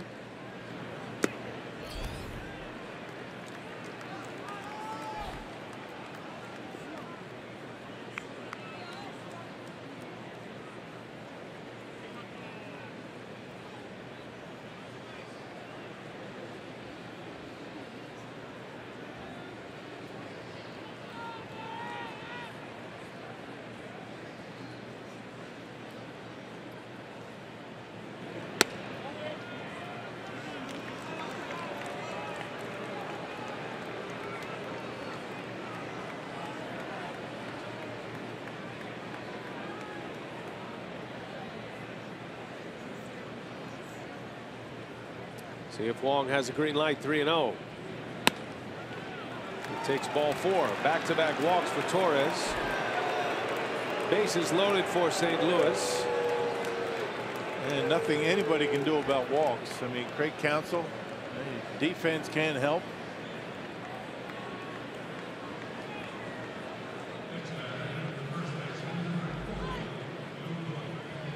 Well, Torres will face Luke Voit now.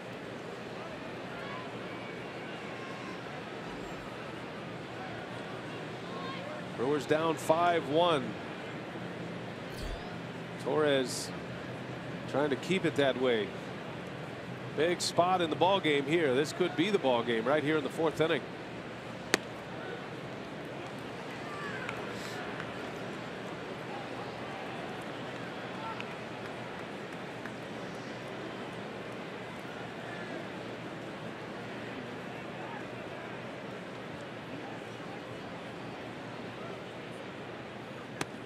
That one's in there.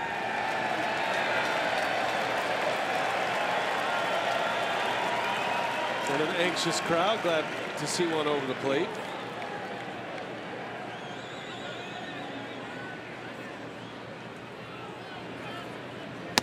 Yeah, big swing and a miss. 1-2 to count.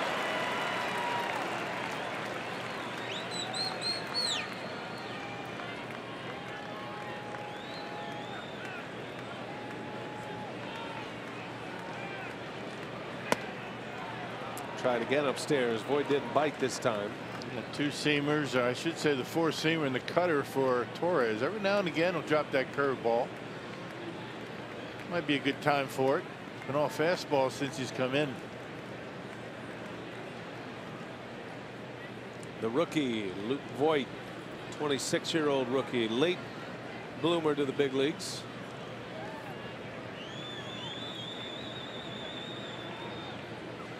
And that one's up the middle, a base hit. It's going to bring in 2 more runs. 2 out, 2 strike, 2 RBI single for Voit, who has 4 RBIs in the game. And the Cardinals are up 7-1.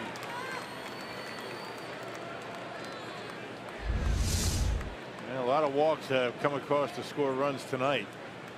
You see Manny wanted that pitch away, ended up inside, and Voit put a good swing on it, rolled it right back through the middle. And 2 more runs in.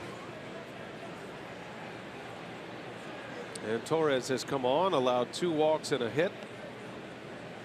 That'll close the book on Garza with 6 runs, 3 earned in 3 1/3.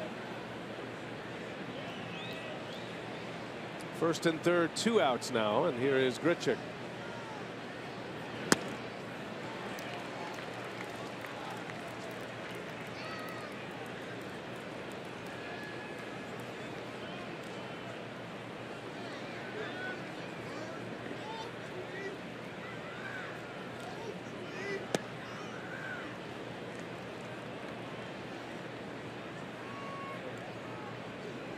Cardinals showing very good patience at the plate tonight, not swinging at anything off the corners.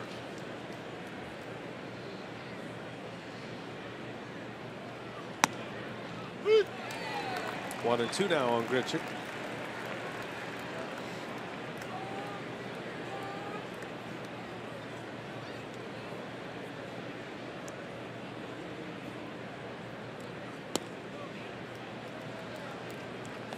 Well, tonight in Chicago at Wrigley, the Cubs are playing the Pirates in a night game. They're in the top of the 4th there. No score. Brewers are 2.5 back of the Cubs, 3 in the loss column to start play today.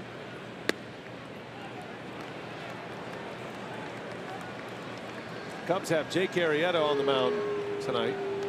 Chad Kuhl is pitching for Pittsburgh. Scoreless game, 4th inning.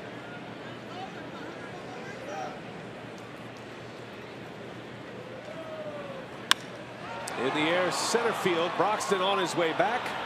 At the track, at the wall, makes a catch for the out.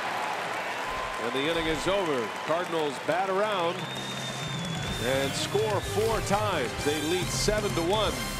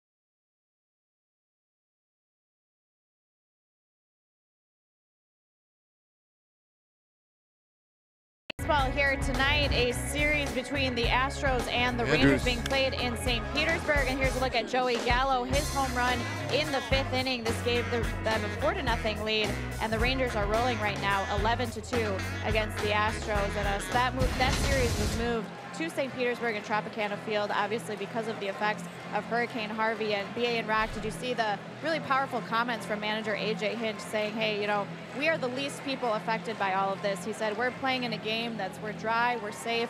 He said, certainly we have family, friends, thinking of the city of Houston. He said, you hear all of the stories of what is happening in Houston and the rescue efforts that are being made. And he said, you know, we have the easy job. The hard job is everything that is happening at home. So he certainly, the Astros and the Rangers doing their part to support Hurricane Harvey. Yeah, that keeps it all in perspective. I thought his comments were terrific, AJ Hinch. Yep. And Astros having a great year. There was a lot of discussion and a little anger on the Astros part about where that series was going to be played as they were preparing for it, as Braun leads off this bottom of the 4th. Pretty strong comments by the Astros president, Reed Ryan. The Astros were trying to get the Rangers to do a home and home swap of the series to give the folks in Houston time to put it back together. The Rangers didn't want to do that, and I can understand both sides of that argument. I think the Texas Rangers didn't want to have their team, as Braun grounds to short. DeYoung, high throw, throws it away. And Braun having to scurry back. Boy, DeYoung, who has a very strong throwing arm, unleashed one that time. That'll be an E6, and the Brewers have a man on. Yeah, the tough part of that play was the backhand. Watch the backhand, a little bit of a funny hop on it. Little top spin. That was the hard part of the play. Easy part is the throw. Didn't have to rush it. Would have had Braun easily, but he airmails this one. And Braun ends up at second base. Ball ended up in the dugout. Yeah, they award Braun second, and now Mike Matheny wants to know where he saw it. That one looked like it did bounce into the dugout and come out, or at least hit something inside the dugout.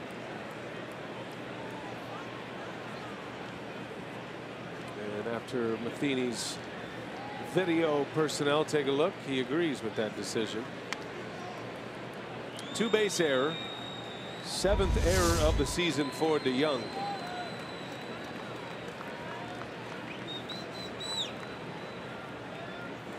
I couldn't quite tell where it hit, but it went inside the dugout and came out. Right. Maybe it hit Sophia's microphone. That's about in her territory.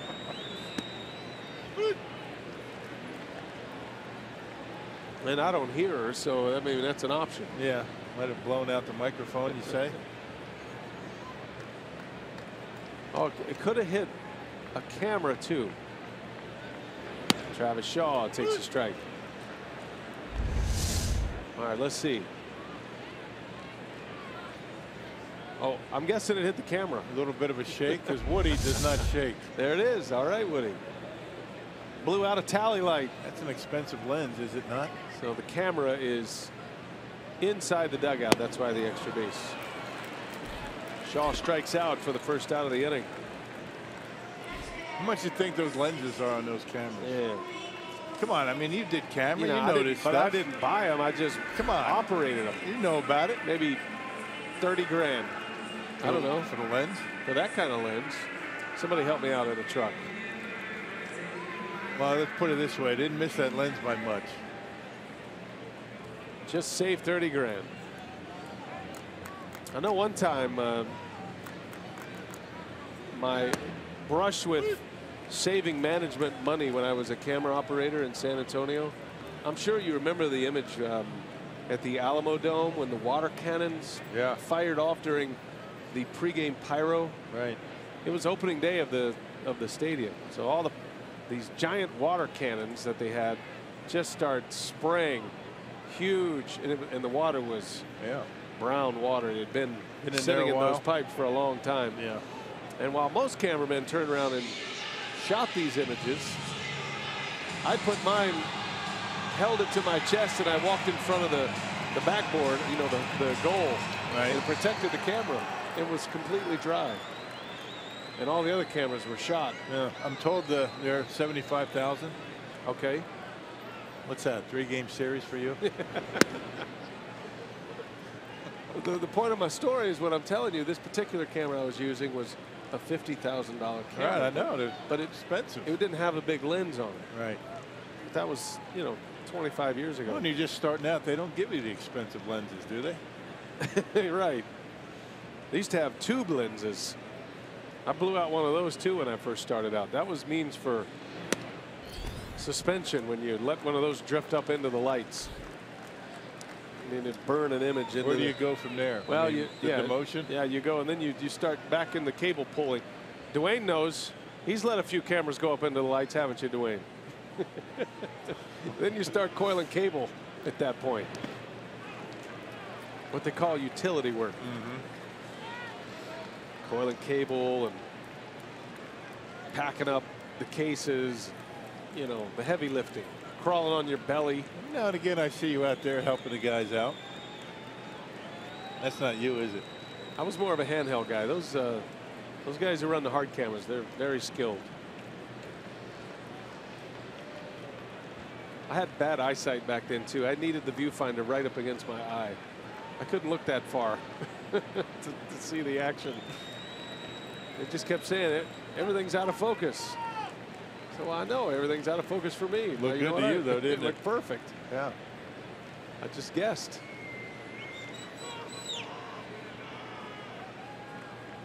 Three-two the count. Santana strikes out.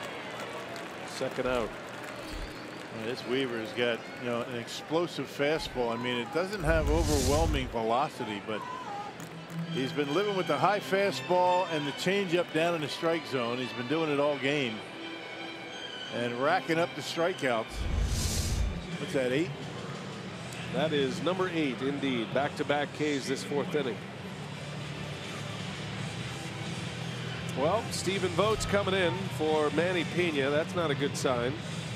Pena, remember, it looked like he was clutching at his right hip after a blocked pitch, and now Vogt is going to take it the rest of the way.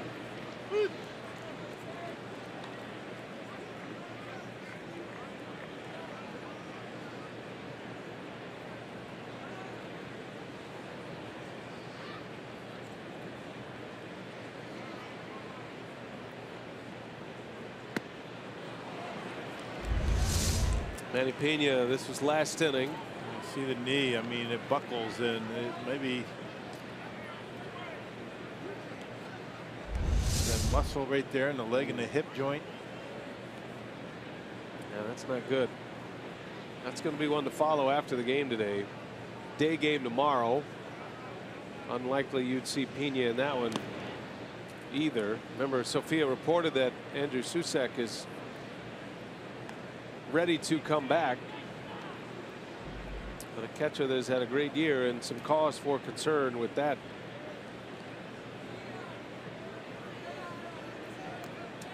Been that kind of day so far for the Brewers. They're losing 7-1. And a player out with an injury as Vogt pops one into foul territory. That'll end up in the seats. Man, the thing about it is, I mean, the pitching staff was so good. It's been so good for so long. I mean, really, really good in San Francisco and LA. Starters, relievers, just can't continue that every single day, every now and again.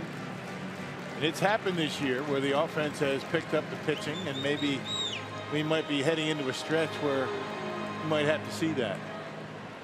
Now that the Brewers are at home, where they have had a much easier time scoring runs. Only one run on 2 hits tonight. Thames with a home run last inning. 2 outs. Vogt takes one low. 2 balls, 2 strikes.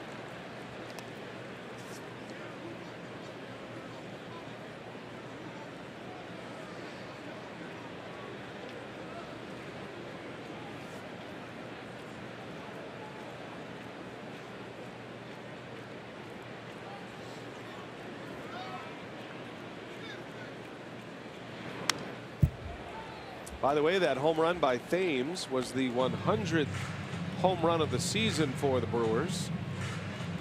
That is at this moment 10th, tied for 10th most all time, or the 10th occasion that 100 home runs have been hit in a season. 3 other times the Brewers hit 100. At home, you mean? At home. Yeah. At the most hit at home in Brewer franchise history, 121. That was the 07 team.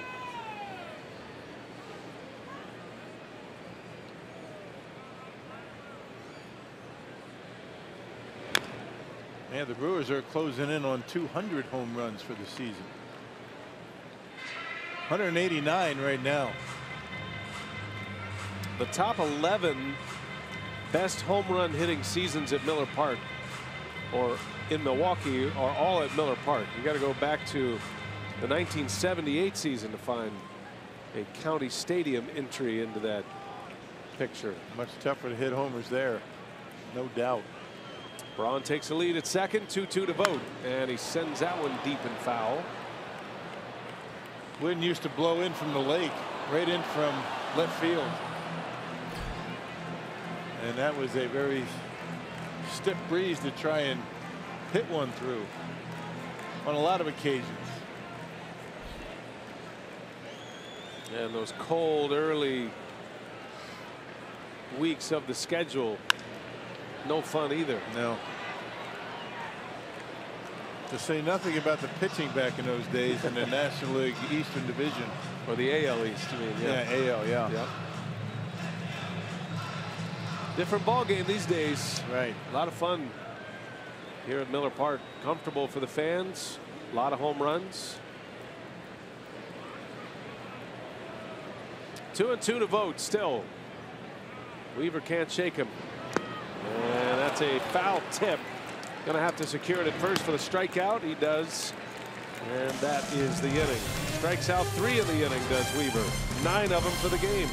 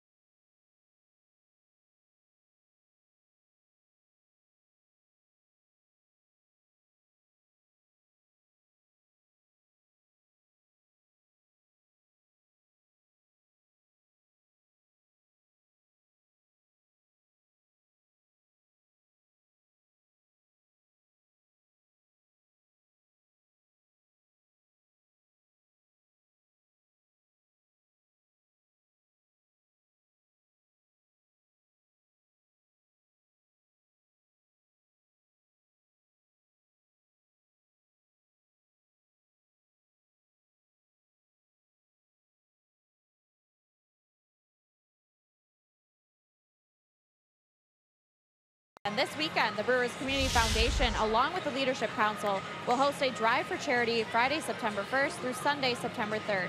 Fans are asked to bring in jars of peanut butter that will be donated to the Salvation Army. And any fan who donates peanut butter or makes a $5 contribution will receive a commemorative player pin featuring Hernan Perez. So thanks to all who consider contributing to that fundraiser over the weekend. And just an update for you, Manny Pena did go into the clubhouse to be checked out by the athletic trainers, and BA and Rock, we saw he just appeared really uncomfortable behind home plate in that 4th inning. So Stephen Vogt now in at the game. All right, Sophia, thanks for that update. Speaking of Perez, by the way, he was warming up Torres between innings. He is the emergency catcher now that Vogt is in the game. In case something would happen to Stephen Vogt, you would see Perez catch. There's a line shot by Kelly. Center field right there is Broxton. Nice running catch for the first out. Kelly, first time he's been retired tonight. Hit that one pretty well. I would imagine Perez is probably looking forward to maybe getting behind home plate at some point. You know he can do it. He's itching to do it. He's pitched this year. Look at him. He looks pro right there. How the mechanics in the setup, Rock? Not bad. Not bad, but you know, we'll see. You got to get the elbows away from the knees, though. Okay. When you're trying to catch. Oh, can we show that again? I want an instructional right now. I think that was my problem when I was. So you can't put it here. No, you can't have them in here. You know, when your elbows are inside your knees. There's a sweet spot between this and this. Right. You got to be comfortable. You got to be able to go any way with your hands. You remember the way Engelbert used to catch with one knee on the ground? Right. That's kind of where I'm at right now. That feels most comfortable to me. Yeah, well, right now, yeah. You're a little vulnerable that way, though. You know, you are. I learned that lesson the hard way during batting practice. Yeah, didn't we all? While I was catching BP one day. You mean the way Vogt's got it going now? On one knee? Uh-huh. It's about the proper knee being up. See, you can't expose yourself in that way. It's a bouncing ball, and that's going to slip into right field for a base hit for the pitcher, Weaver.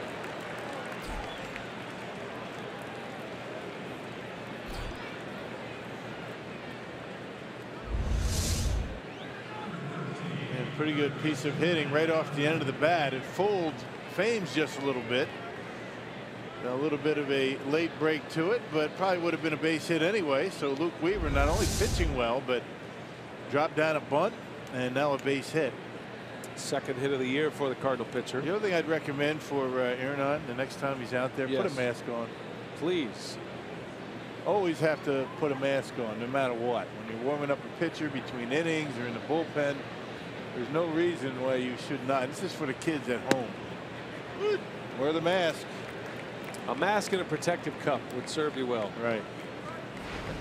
You got yours on still. Always. You never know.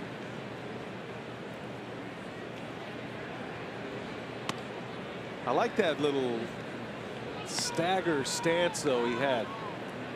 You know, that's an instinctual thing for somebody who hasn't been catching. He's got a nice little setup there. Well, you get your feet in position to throw to second a little bit quicker when you stagger your stance that way. But the thing is, when you do that, you want to make sure your shoulders are square to the pitcher. So, that ball is hammered. That is going to be way gone. Carpenter sends it up into the Lowe's level. And this is turning into a forgettable night at the ballpark quickly. 2-run home run, Matt Carpenter. 18th homer on the year. And it's 9-1 St. Louis.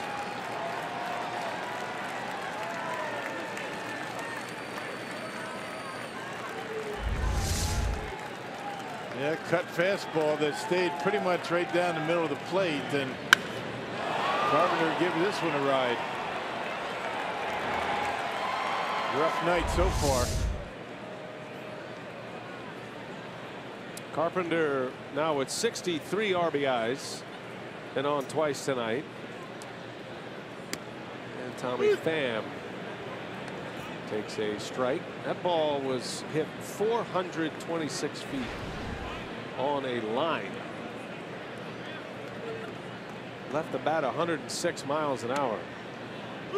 That's getting up there. Anything over 90 is hit hard, and then you get into the 100-mile-an-hour territory. That means you've really waxed it. Yeah, he's a good low ball hitter, and he picked on one there. Bam, strikes out. Torres comes back with a K. It's been a tough game for Carlos Torres. He's faced 8 batters at this point. Walked 2. He's given up 3 hits, including a 2-run homer. Final line on Matt Garza is 3 1/3, with 6 runs, 3 earned, 5 walks, 2 strikeouts. Garza on the hook for his 8th loss.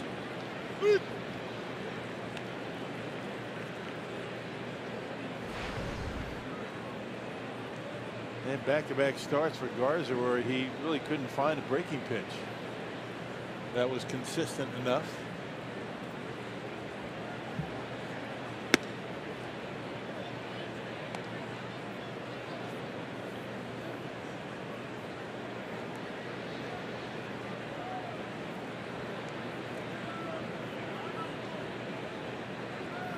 One ball, 1 strike on to Young.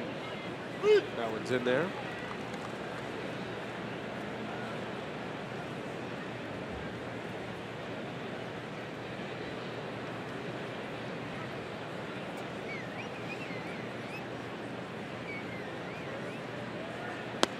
And did he go, they'll ask.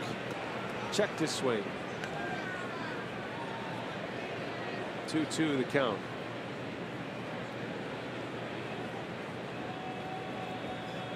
Well, you can always find something out of a game like this. Fly ball to right, and Santana is there. Brewers are hoping to find their bats. 1 run on 2 hits thus far. Weaver has 9 Ks. We go to the bottom of the 5th.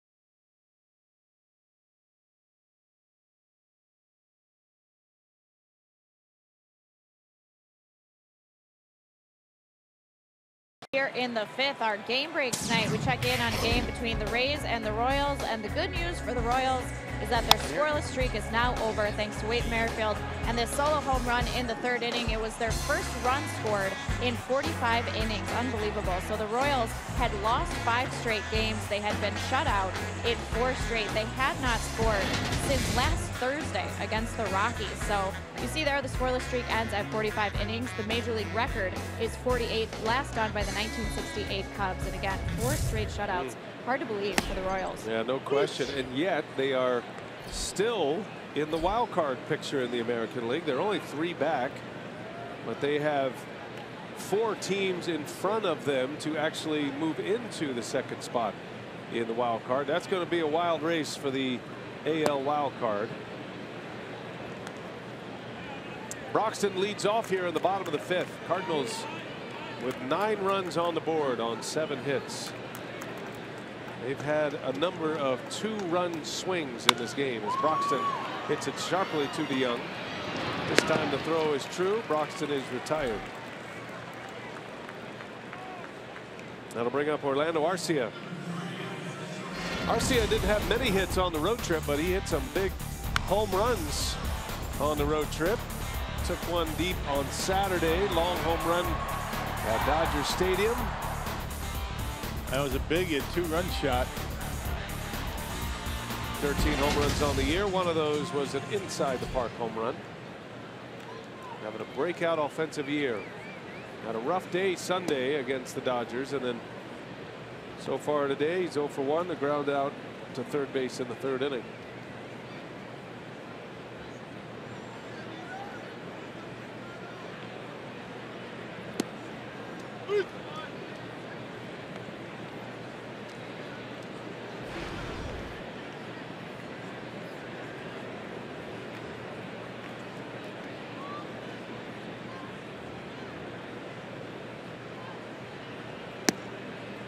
Defensive swing by Arcia. It's 1-2 now.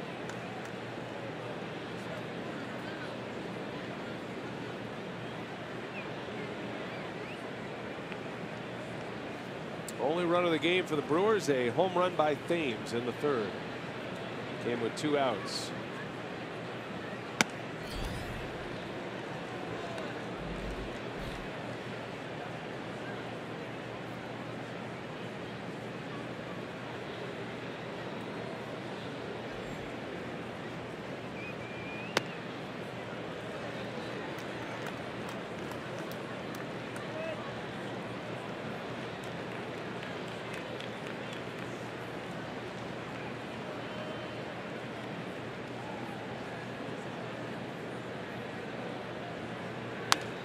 Arcia spoils the 3-2 offering.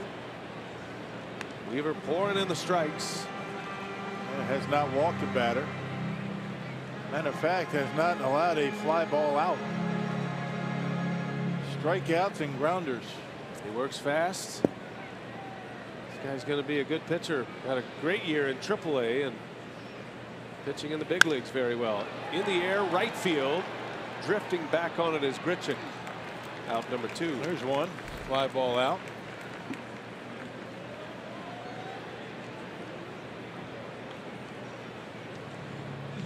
Pitcher spot coming up, so Counsell will go to his bench. Jonathan Villar will pinch hit for Torres.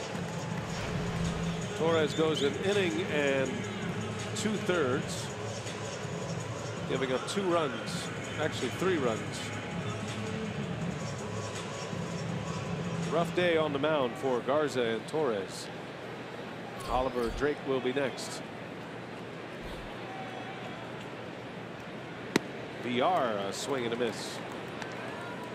2 teams the Brewers are chasing in the wild card race. The Rockies and the Diamondbacks are both in action tonight. Colorado is leading at home against Detroit 3-0. There's a ground ball that's going to sneak through a base hit.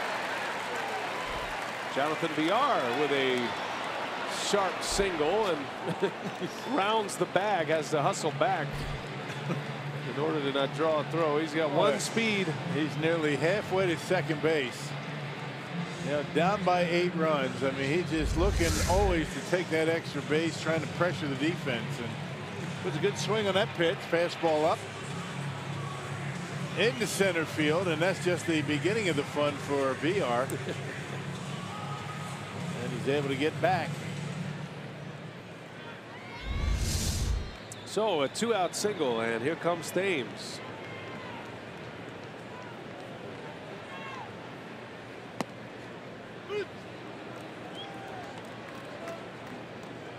Thames now with 28 home runs on the year. And up to that fast start in the month of April.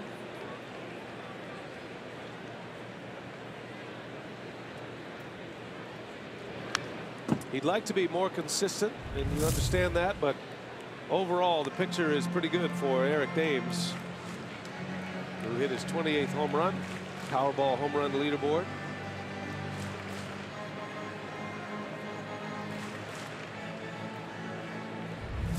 Game of averages. You look at what a guy did. When the season's over, those home run totals are going to be good. You know the Thames would like to improve on those RBIs. 28 homers, 53 RBIs. Now 18 of his 28 home runs have been solo shots. He's hit 9 2-run homers, has 1 3-run home run. Does not have a grand slam. Productive with men on base. But he stepped up in the fifth with no one on, 2 outs, and he launched one to the opposite field. Sent it into the Brewers bullpen. At the time, made it 3-1.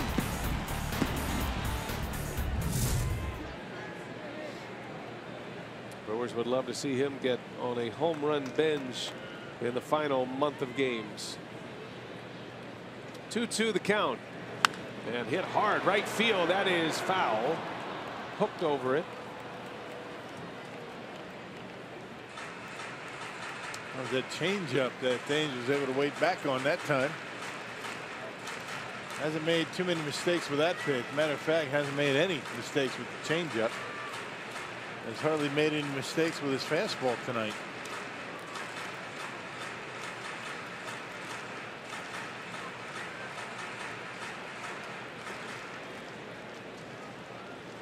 Some cotton candy, Rock. Be nice. That was well placed. Energy That's burst. Product placement. Makes you crave some. When's the last time you had cotton candy? It's been a while.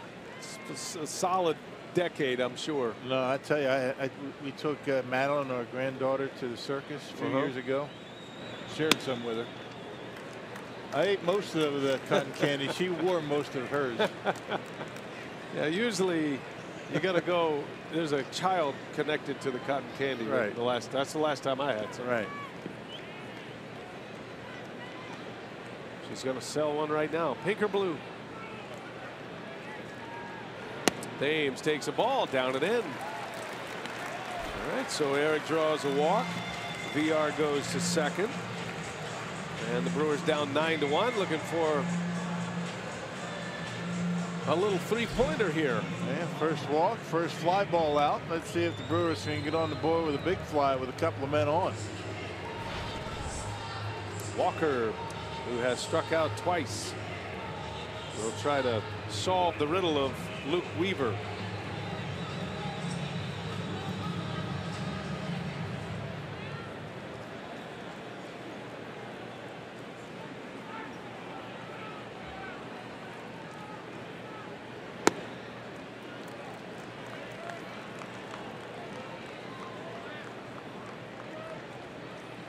Cubs and Pirates have now gone to the bottom of the 6th inning, still scoreless. A pitcher's duel at Wrigley Field tonight. Arrieta and Cool is the matchup. Diamondbacks are home against the Dodgers tonight. Rich Hill pitches for LA. Now the Brewers need the Dodgers to get hot after the Brewers took 2 out of 3 from LA.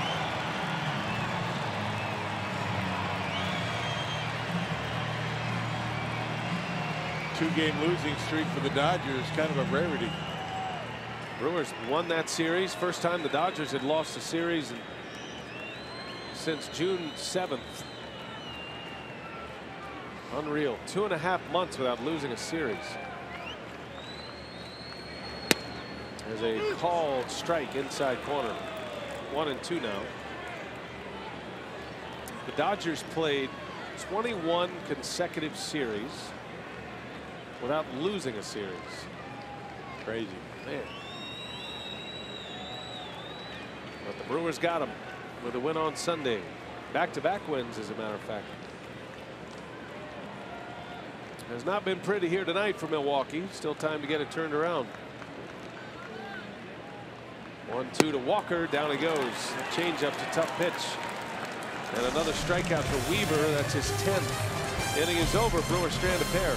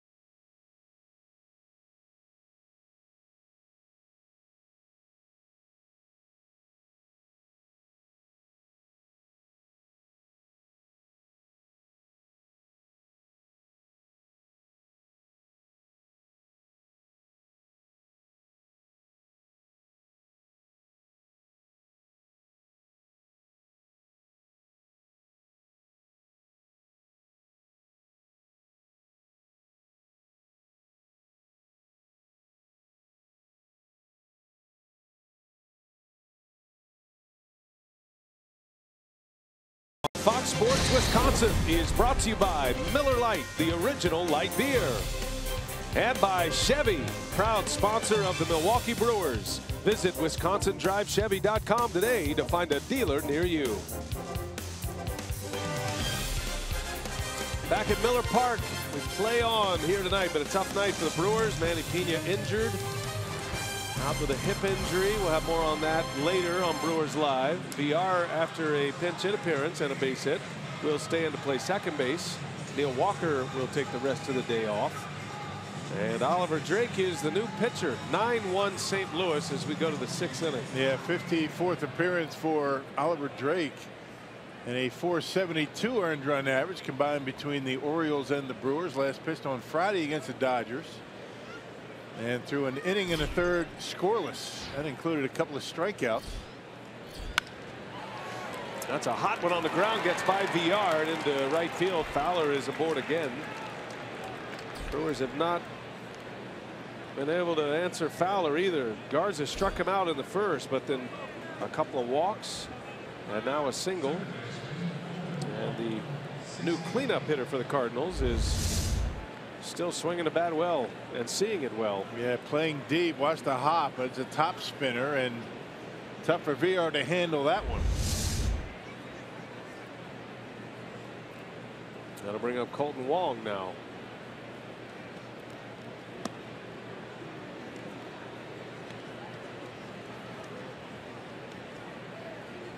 Oliver Drake, the only man from the U.S. Naval Academy, pitching in the big leagues right now. And his split finger fastball. That was a regular fastball in there for a strike.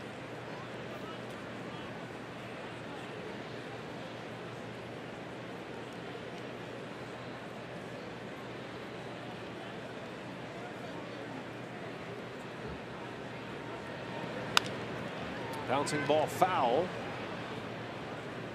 1-2 the count. Oliver started the year with the Orioles. He pitched in the big leagues with the Orioles the last 2 seasons. And then made 3 appearances for Baltimore. They DFA'd him, designated for assignment. That's how the Brewers were able to acquire Drake. And he's done a good job this year. He's served a good role for the Brewers. Cardinals had a pitcher from the Naval Academy, Mitch Harris. Slow roller right to Thames. He'll shovel it over to Drake covering the bag for the out. 1 away. Runner goes to second. Hey, tonight's time of the game winner, Aaron in Hartford. If they call the Brewers by 8 o'clock tomorrow morning, they get 40 tickets to a Friday night game in the Miller Lite Beer Pen. This offer courtesy of the Tavern League of Wisconsin. And Miller Lite, Aaron in Hartford. That was a big spot during the U.S. Open, you know. You've been? Oh yeah, Aaron in. So that's a big stop. I haven't actually been in it. I've just driven by it. Gone by it? On my way to Aaron See the Hills. cars in the parking lot? I know exactly where that is. Those sleepy little Aaron, Wisconsin hit the big stage in June. What a great performance too at the U.S. Open with Aaron Hills and the town and all the stories coming out of the town and the building of the golf course. It's been a fantastic summer here in Milwaukee. Major championship golf. Brewers in a pennant race. Hopefully more fun to come.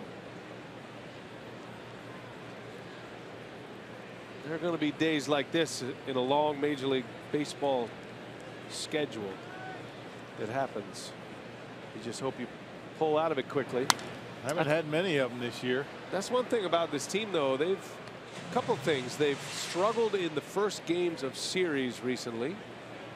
Lost all of the first games of the series on the last road trip. Ended up going 5-4.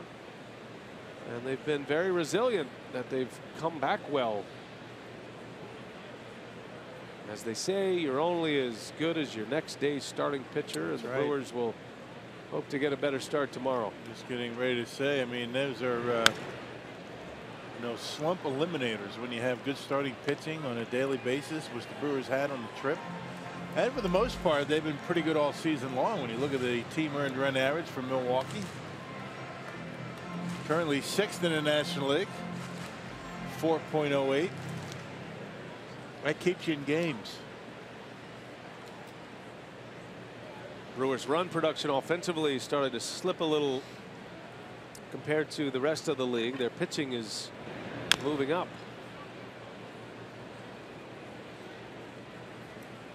Yeah, the Brewers spent a lot of time, 3rd, 4th in the National League in runs scored, currently 10th because of that West Coast trip.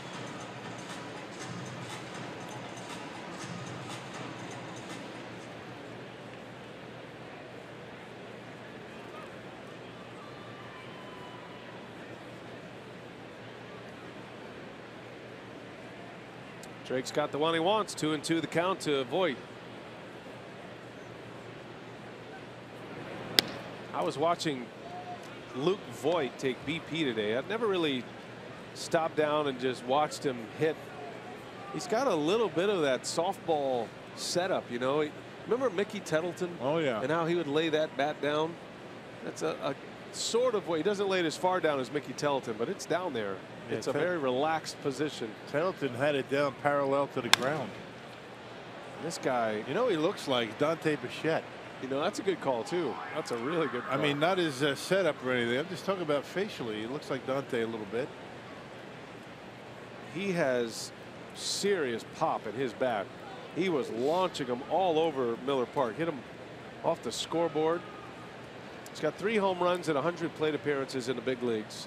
He was a big home run hitter in the minor leagues. He's getting the chance to play first base now with Jerko on the DL. They've moved Carpenter from 1st to 3rd, so he's going to get his chance. Hits that one hard into center field. Broxton is right there. Makes the catch. Quick throw in. Comes up a little short. Fowler's back. One thing that's always interesting watching major league hitters practice, take BP, work off the tee, is how truly unique these players are and individual their swings are. And so if you're running into coaching where they're trying to make all the hitters hit the same way, I would try to go find another place to play. Right. It's just not, it's not possible no to hit hitters, like. No 2 hitters are the same. Setup's different. It's got to get comfortable. Whatever you are, you got to feel athletic in the box, right? Well, a lot of everybody's going to start a little bit differently, but you have to be in pretty much the same spot when you're getting ready to swing and the ball's in the hitting zone. It's up to the individual how you want to get there, how you start your stance. That good load, the triggering mechanism, whatever it might be, with the hands, with the legs, toe tap, leg lift. Every hitter is going to get there differently, but you got to be in that good locked and loaded position before you start your bat.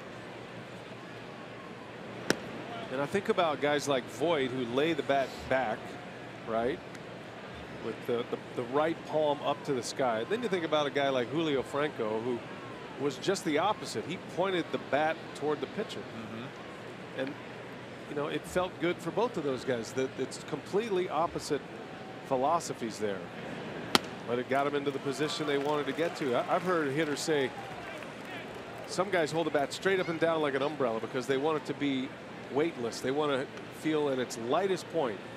So obviously gravity takes over when you lay it back.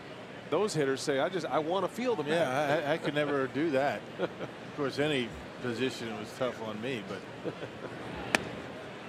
but. How did you start? What was your trigger mechanism to get to the right place? Oh, you just tried to, trying to lean back on your back foot a little bit. I mean, what's right or wrong, you want as little hand movement as you can. When you start your swing, keep both eyes on the baseball. Darnell Coles and every hitting coach has to be aware of what every individual guy likes to do before, in his setup. Makes it difficult. Pitching's the same way. I mean, Derek Johnson, no 2 pitchers are the same. They all want to get to that balance point a little bit differently. Now you take a guy like Giancarlo Stanton. First half of the year, I mean, all of a sudden he comes up with this closed stance. Right. And look what he's been able to do. I mean, it's not a coincidence. Just the The closed stance, as he said, helps him hit off that front post. You know, he doesn't spin off the ball anymore. Grichuk in the air to shallow left, and Braun will make the catch to end the inning, and the Brewers put a 0 on the board. First time in the last 4 innings. Still 9-1 Cardinals.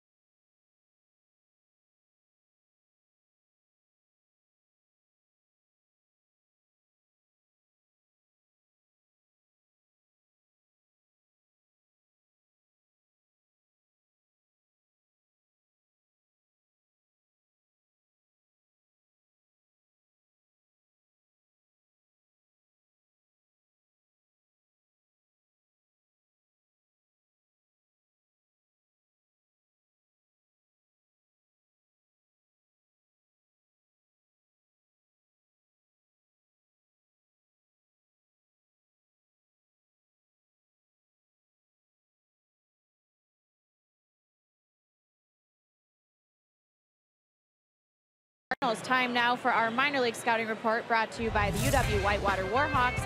And for the Biloxi Shuckers, Freddie Peralta last night tossed 6 shutout innings, giving up just 2 hits, 1 walk, and 12 strikeouts on the night. This season with Biloxi, you see his earned run average just .203 in the month of August, even better for him. He's gone 1-1. The earned run average just .40. He gave up 1 earned run in the entire month. His 161 strikeouts on the season between Carolina and then his promotion to Biloxi, 7th best in all the minors, and leads the Brewers minor league organization. Thank you, Sophia. Sophia's got great reports every night. She has a full toolbox to work with this year as Braun singles to right, base hit for Ryan. Been fun following the minor leaguers, and I'll tell you, the minor league system for the Brewers, as we've been talking about all season long, continues to be strong. A lot of good talent down there, from A ball, you know, rookie ball, all the way up. It's amazing, her minor league reports are there's a different name in there just about every night. You know, it used to be you'd get 3 or your 4 best prospects, and those guys would have the big years, and you talk about them. But man, the Brewers minor league system is loaded right now. Great talent. Got a chance to make the playoffs in AA. They're headed to the postseason in AAA. Hernan Perez will hit for Travis Shaw. Council will use this opportunity to get some of his starters off their feet. I would imagine Braun might be coming to the end of his playing time tonight, and it's good that Braun got a hit. He's been searching for a base hit for a while.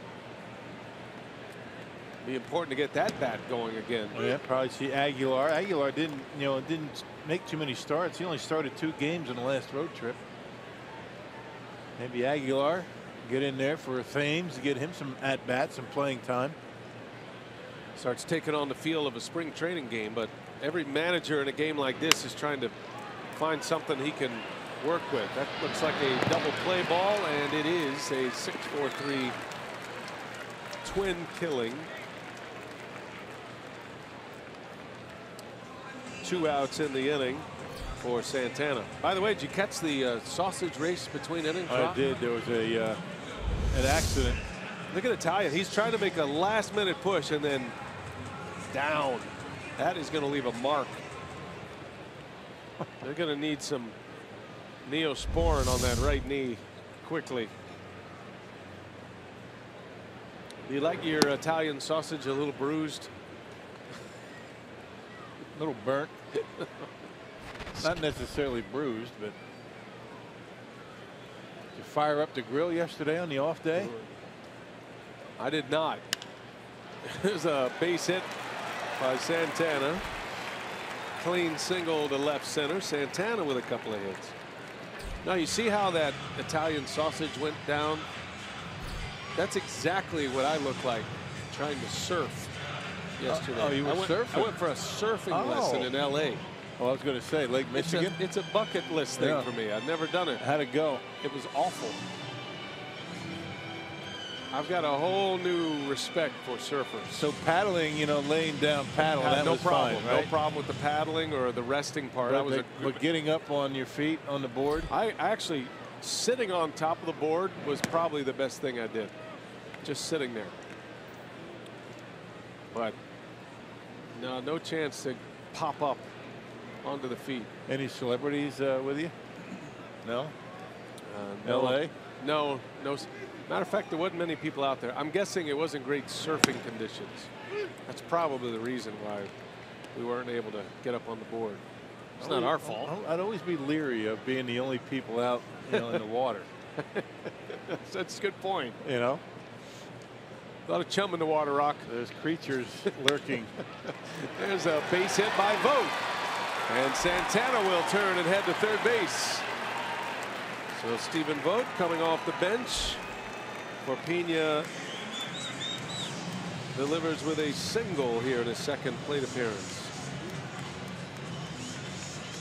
Third hit of the inning. He got him on a changeup his last time up. That was a changeup that was up in the zone, and Weaver not happy with himself. Starting to leave some pitches up a little bit. You know, the changeup anyway. Yeah, back-to-back singles, and now Keon Broxton.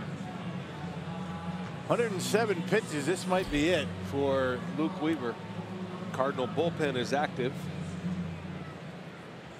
Broxton is 0 for 2. 2 ground balls to the shortstop. Both have been hit pretty hard, but nothing to show for it. You never tried to surf all those years with the Angels? No. Body surfing as a kid. What does that mean? You ever done that? Just like, isn't that just swimming? No, you just kind of get into the wave and put your hands out and hope for the best. Well, I had that down. My body was surfing all over. No board though. Well, the board was out in front. I had it strapped to my ankle. It was way out there. It wasn't really a factor. So what time did you get home? I mean, you're surfing yesterday. Yeah, it was good. I can't reveal my itinerary. No problem. Took the red eye back. Easy. I was hoping for a much better game tonight, but you never know. The Brewers still have time.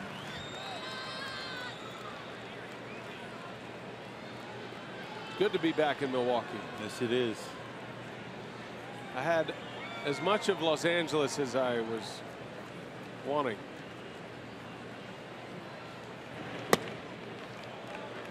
Good town, but there's no place like home.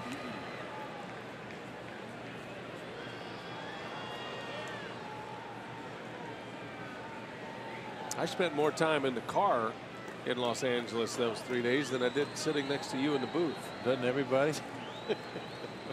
What a grind everywhere you go. Yeah.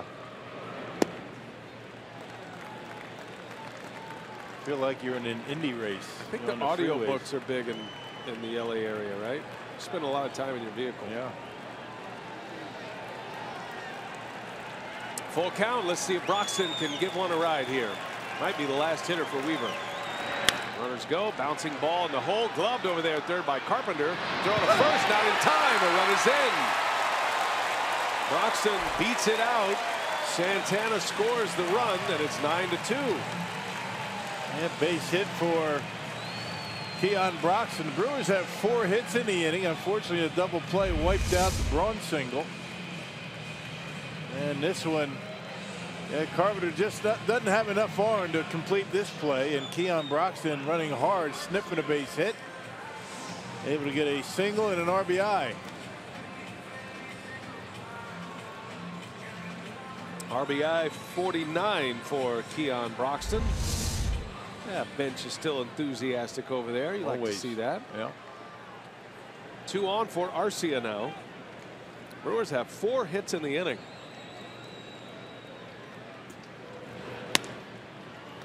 It's crazy. It's 9-2, and the Cardinals only have 8 hits.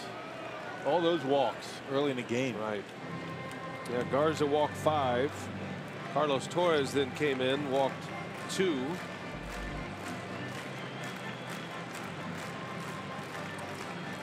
Eight hits, 7 walks for St. Louis. And then you had 2 runners that reached on errors.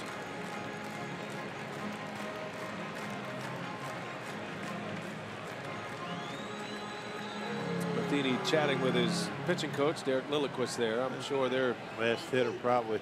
discussing the exit strategy for Weaver. See if Arcia can jump him here. 2 on, 2 out. And a swing and a miss.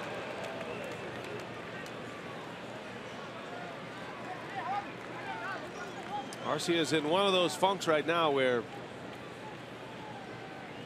he's having a hard time timing up the pitches. He's either way out in front or behind.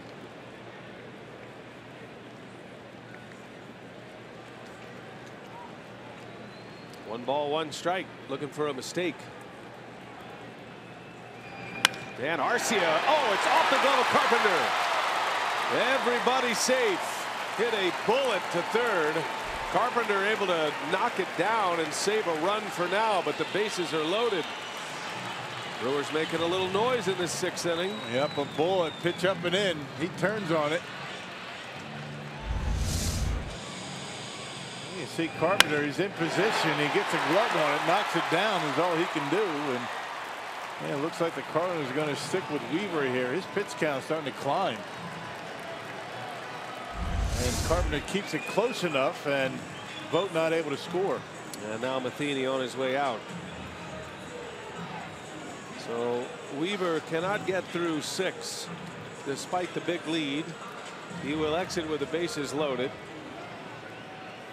And Matheny's bullpen has scuffled here lately. So the Milwaukee with a chance going to have to take advantage of this opportunity with 2 outs. Actually, Matheny hadn't made a call yet. Right. He wants to go out and take a, get a sense for how Weaver's feeling. And now he does make the call to the left-handed pitcher. And Weaver is on his way out. Pitching change at Miller Park. 9-2 the score. Brewers are threatening for more with 2 outs in the 6th inning. Comes Zach Duke.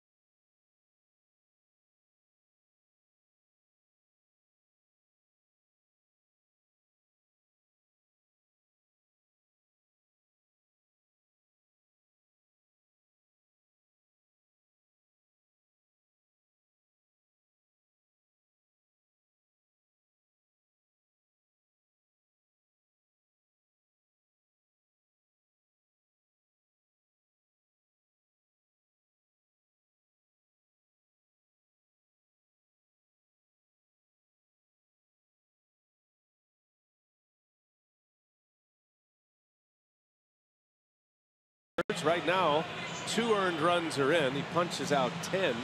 First Cardinal rookie pitcher to strike out 10 in consecutive starts since Rick Ankiel 2000. That's a wild story, the Ankiel story.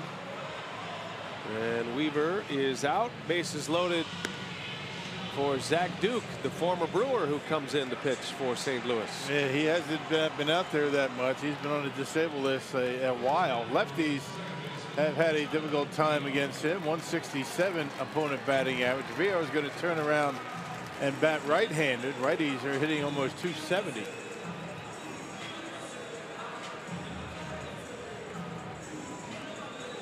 Jonathan Villar will turn around, hit right-handed. Villar's second plate appearance, had a single and a pinch hit at bat, then stayed in the game to play second base. Well, if the Brewers are going to fight their way back from 9-1 down, you got to cash in on every opportunity, and this is a big one right here. Villar has power, but most of that power is as a lefty. Hits that one down the line foul, and it's 0-2 on Villar.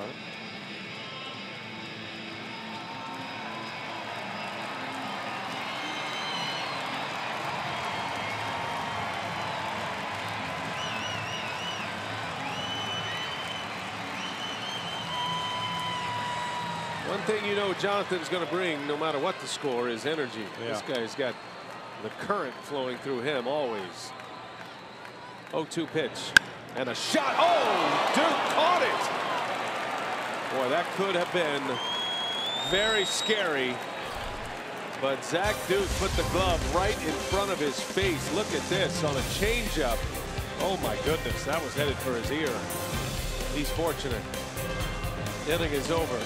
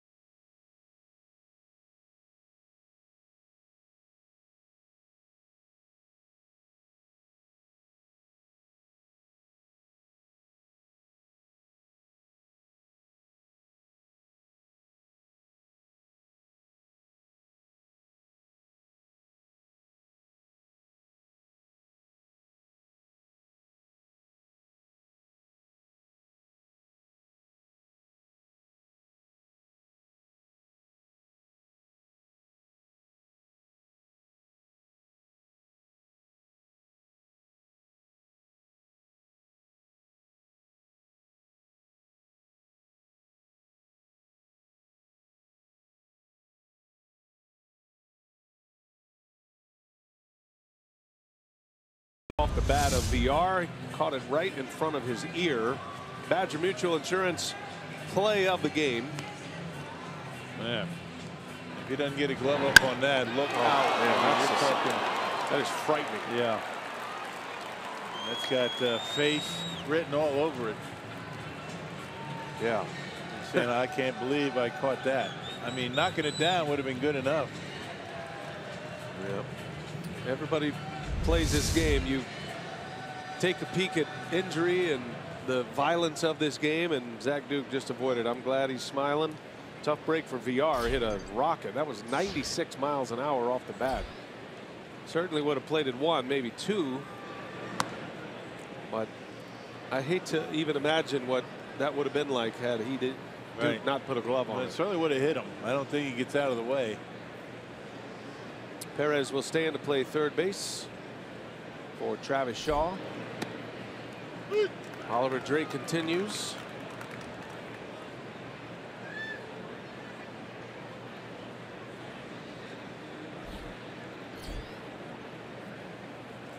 Carson Kelly's had a good night at the plate. A lot of questions about his bat at this point. But he's walked, he's doubled and scored, and then he hit a line drive out in the 5th inning to center field. Might be his hardest hit ball of the night.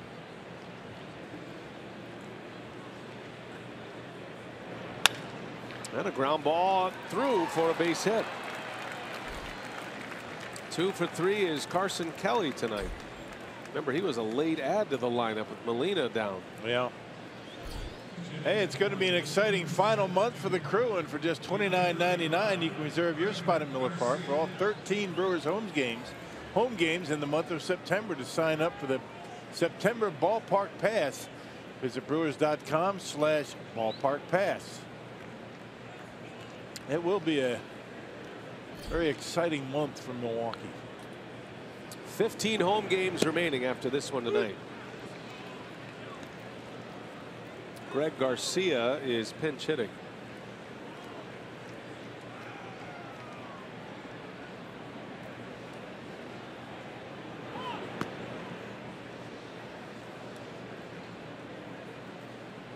I don't know if that was the plan all along, or if Zach Duke told Mike Matheny, I'm not going back out there.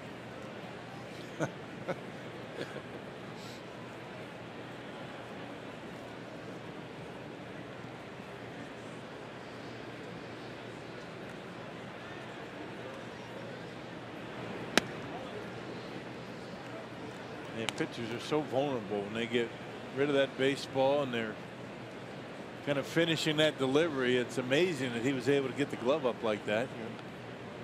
It's just incredible instincts to be able to do that. Quickness. That's self-preservation right there. Just you know, your natural instinct is to get that glove up and protect your head and your face. Good that he did. Of course, it cost the Brewers a couple of runs, but that would have been a rough one.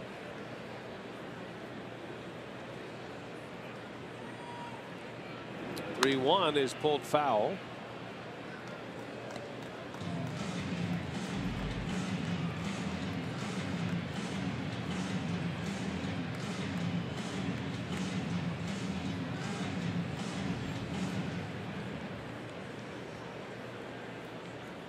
Garcia, the pinch hitter, got a runner at first. Just starting the 7th inning here at Miller Park tonight, and a liner right to Villar, who lets it fall. Not sure what that was all about. The out is recorded by the second baseman, according to the umpire. They're trying to trap it and let it hit the ground to try and get the double play. If umpires sense you do that on purpose, then they'll just call you out. Right. He did drop it, but umpire Dan Isonia says nope, nothing doing there. That's a line drive out. Trying to deke the runner, perhaps, to try and get him off the bag. It's important for the umpire to give the out call quickly, so you don't. So the runner has an idea what's going on. He can get back.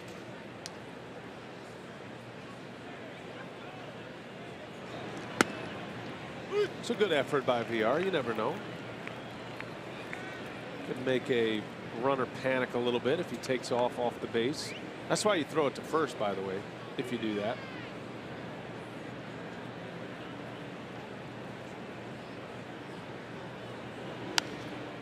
Saw a triple play. It wasn't on purpose, but there was a triple play the other day.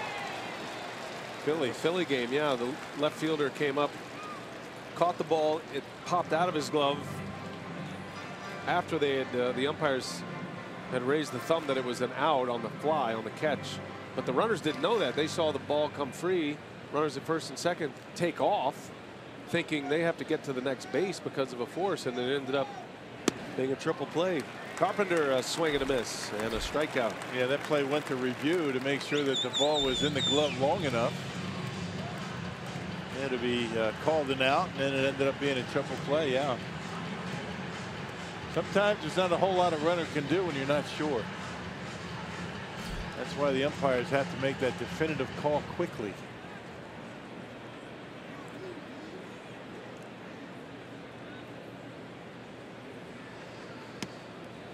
That's the beauty of baseball, though, from an officiating perspective, an umpiring perspective. Got to make a call. Can't have a no call. Like every other sport, right? All these decisions, every play, every pitch.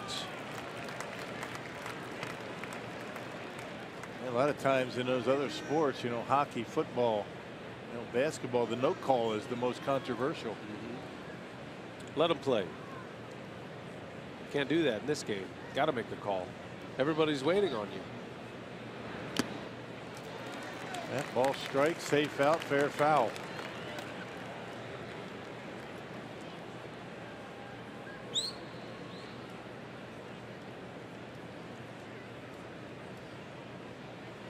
One and two the count. Oliver Drake trying to give the Brewers 2 innings.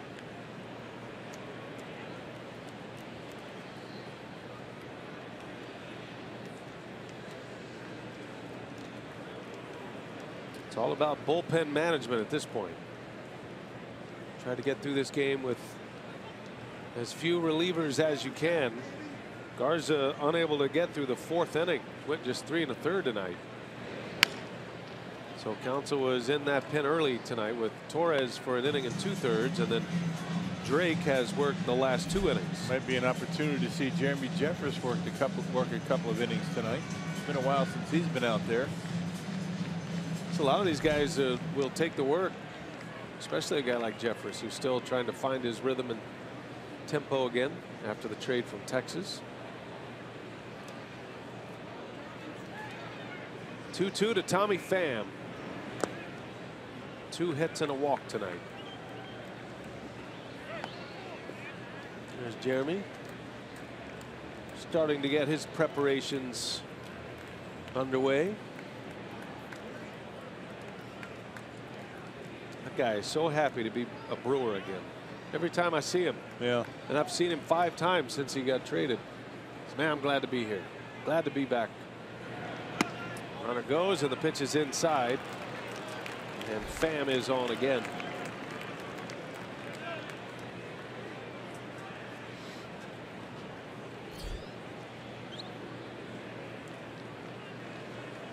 I saw Jonathan Lucroy homered last night, by the way, for the Rockies.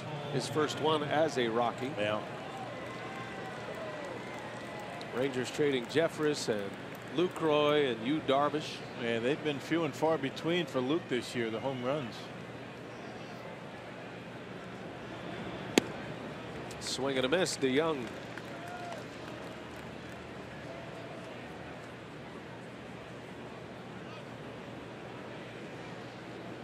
Yeah, Luke's got 5 this year. That's Down, it. down season. Yeah.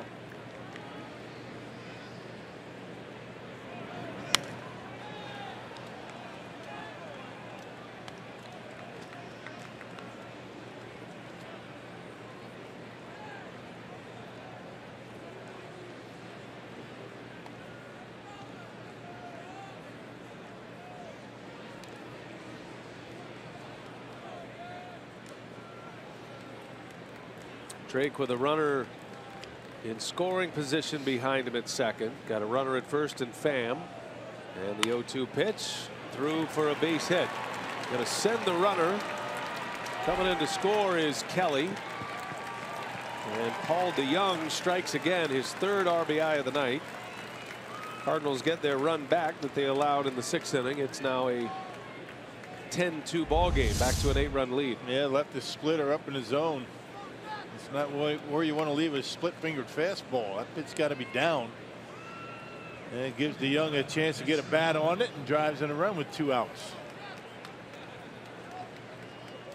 Inning extended with a walk. And now a base hit.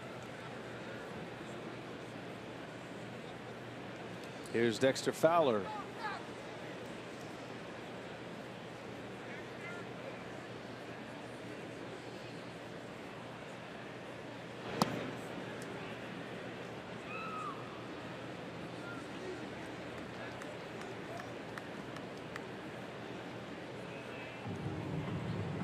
Former Cub, Fowler on that World Series title team last year. Big part of it too.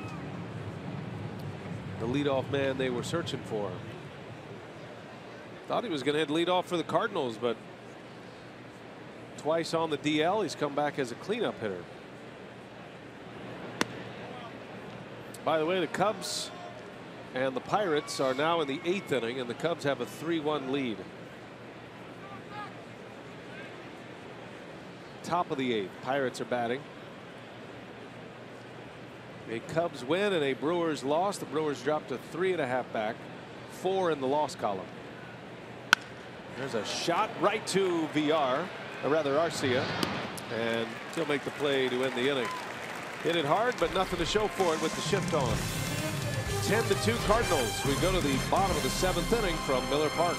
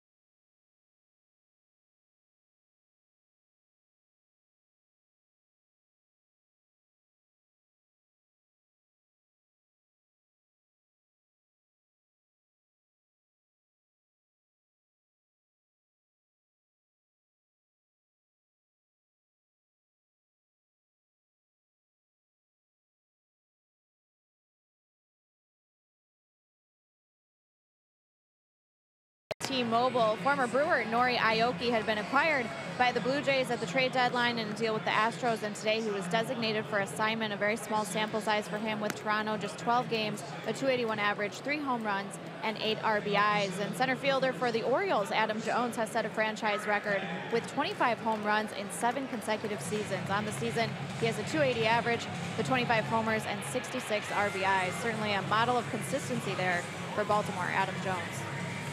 He's been a great Oriole. Traded by the Mariners to the Orioles. Adam Jones, that was one of those marker trades for a guy who's putting together a great career.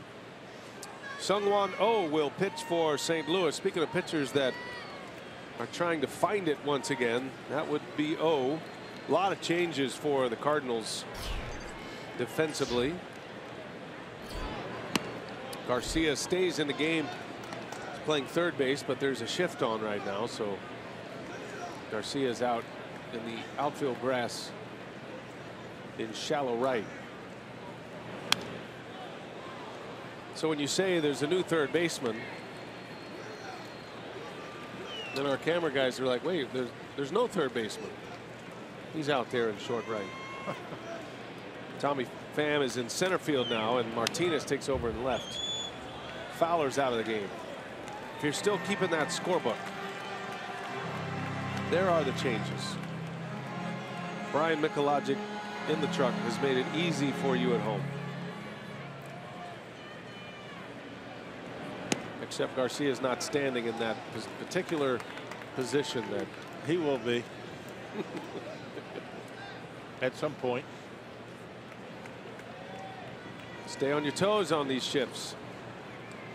Oh delivers. Thames takes a ball.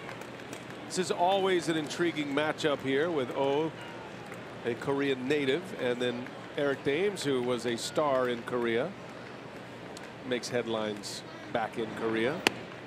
There's a called strike 3.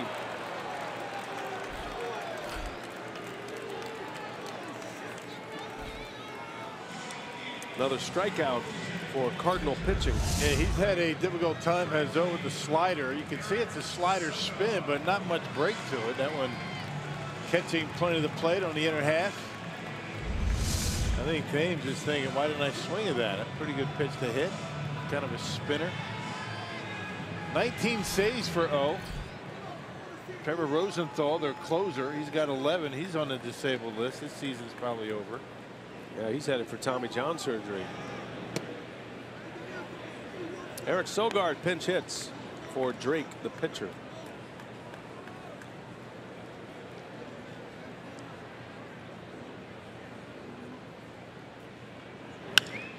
Little jam shot left field. Martinez is there to haul it in. 2 outs. That was a tough break for Rosenthal. I was watching that game that he was pitching against the Red Sox, and you could just tell something wasn't right. He was out for a save, and he was throwing 90, 92 miles an hour. He's usually, what, 98, 99? It took him out. Boston ended up winning that game in a walk-off. And then it was relayed that Rosenthal is going to go for a second opinion, which is never good. And that second opinion agreed with the first. Torn ligament and Tommy John surgery coming. Tough break for Rosenthal. Yeah. He's had an up and down career with the Cardinals, and he had finally figured it out. Ryan Braun on a shot to short, and that will end the inning. 3 up, 3 down for O.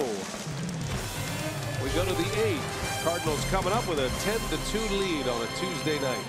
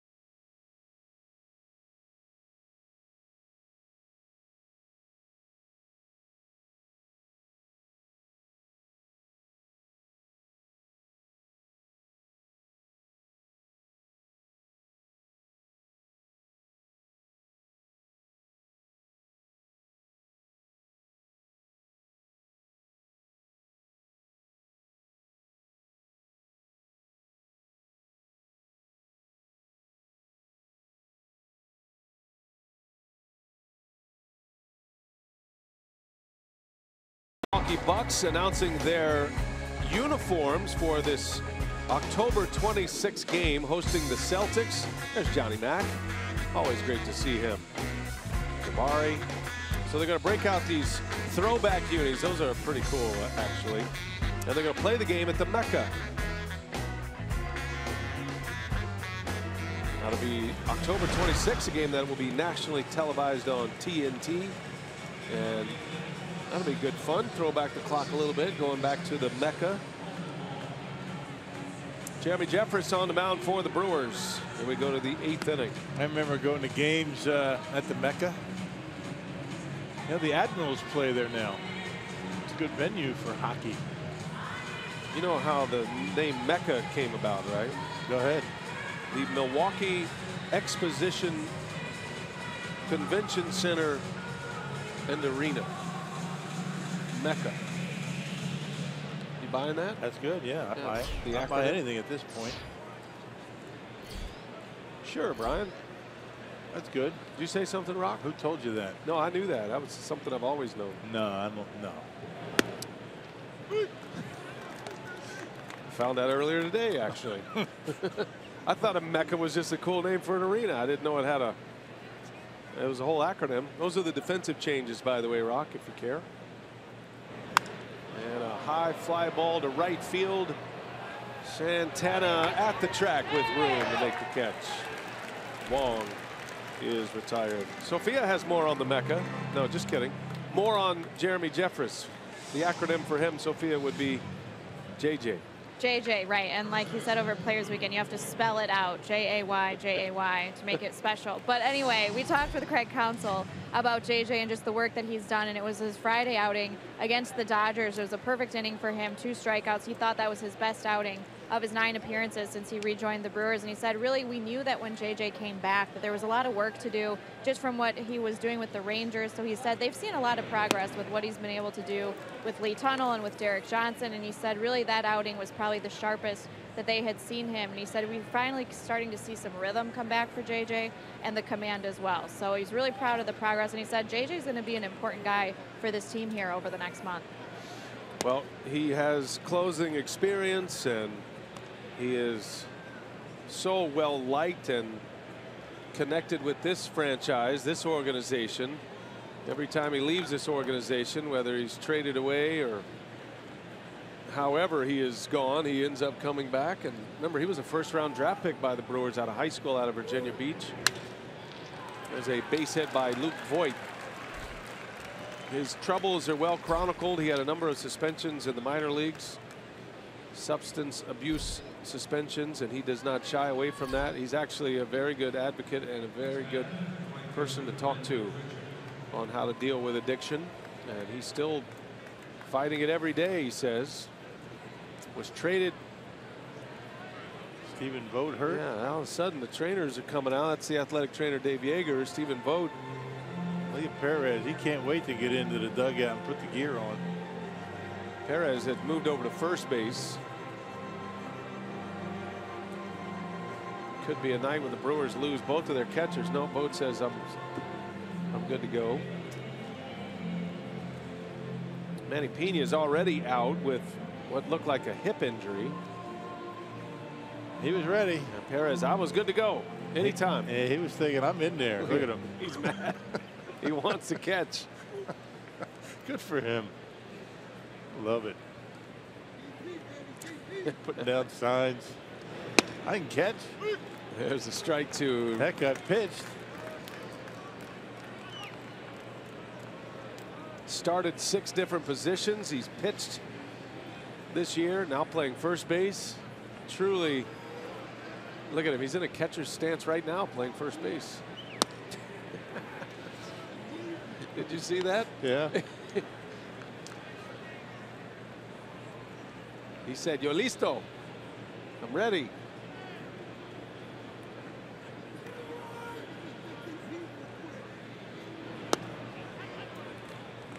And I would imagine you'd be a pretty good catcher. You give him some chances. You give him some opportunities.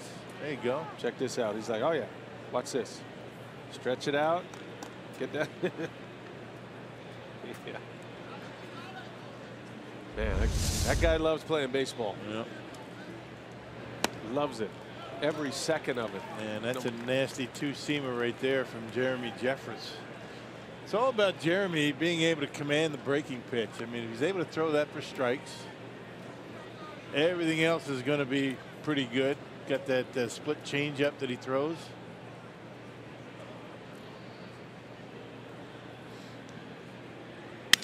Yeah, eats him alive with that power sinker. Out at second. Grichuk breaks his bat. Jeremy was in that Zach Greinke deal. That was the first time they traded him away. That was the big blockbuster deal that brought Greinke to Milwaukee. That was a trade to Kansas City. Jeffress didn't really click there for him, and then he was traded by the Royals to the Blue Jays, and that's where things really started to turn for Jeremy. He gives the Blue Jays a lot of credit, A, for his pitching. They dropped his arm angle in Toronto, but they also discovered that he had epilepsy in Toronto as well, and that was one of the chronic illnesses that he had been dealing with that he had not been diagnosed for, and so was able to get on some medication for that. And then he returned to the Brewers, ended up being a great add to the bullpen, and ended up closing games last year before the Brewers traded him to the Rangers. Pitched well for Texas last season, a team that went to the playoffs. That was a deal that brought Lewis Brinson, among others, to Milwaukee.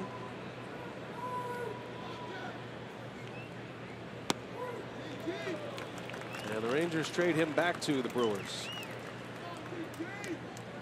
Wasn't going as well for Jeremy this year, and that's why Sophia's report about the cleanup of the mechanics and maybe just the vibe he gets being here, being comfortable. And well, he's had the success here, and those are, you know, things that he doesn't forget. That pitch right there will play. I mean, he didn't get a swing, but that thing is diving. These are important innings for guys like Jeffress. Maybe find something, figure something out, the release point and the breaking pitch. Craig Counsell probably put it best. He said he's free and easy right now. He's throwing uninhibited. That bounces off of Vogt. And that was a swinging strike 3 on the call. So with 2 outs, both runners able to advance. Vogt having a tough time. Remember, he's catching with a knee brace now. So he's a little restricted in his movement as well. I'm sure he's out to apologize. My bad. And talking about you know, signs with a man at second base, I would imagine. That one right through the legs. He didn't get the glove down, and that one squirts right through him. You see the umpire giving the strike call, the out call right away. And that's why you saw Kelly take off quickly. You can't run on a swinging strike 3 when first base is occupied unless there are 2 outs.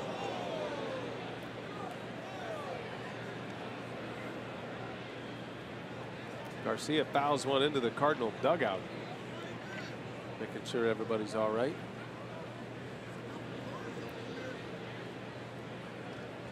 They're all smiling.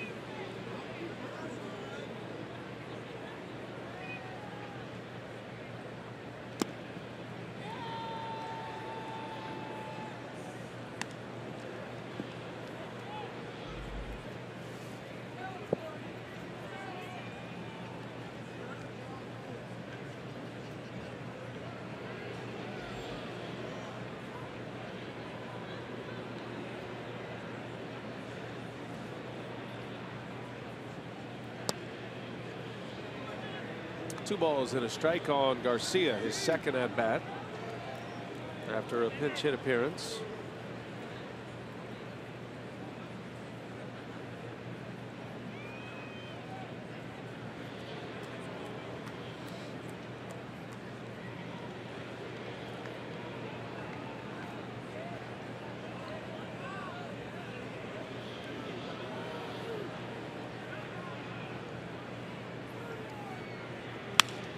And a little soft liner over to third. Sogard is there to end the inning.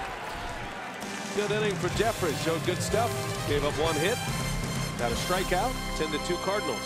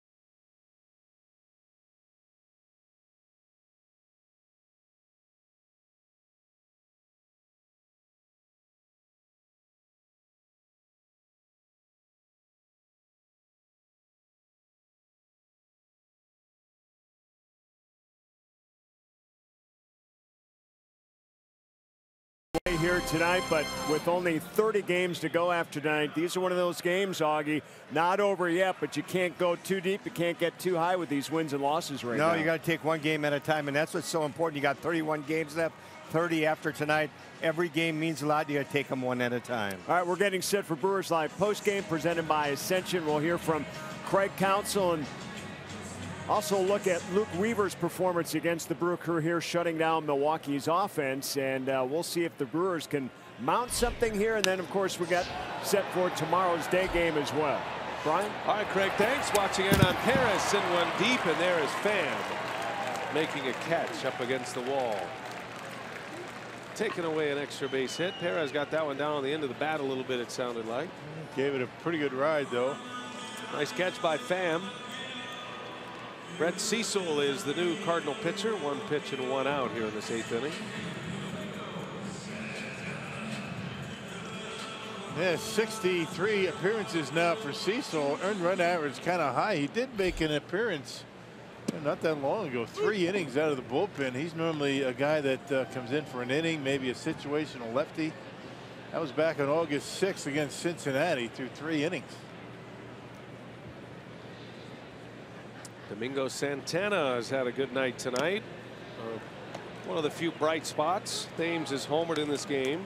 Santana with 2 hits. Broxton has an RBI.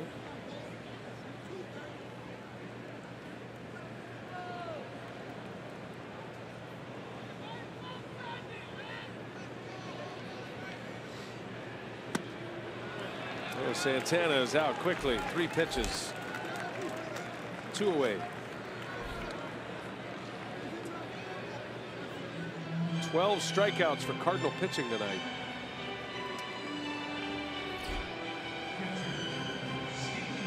Man, too many strikeouts on the Brewers side. Too many walks issued to the Cardinals. That's been the real difference in the game.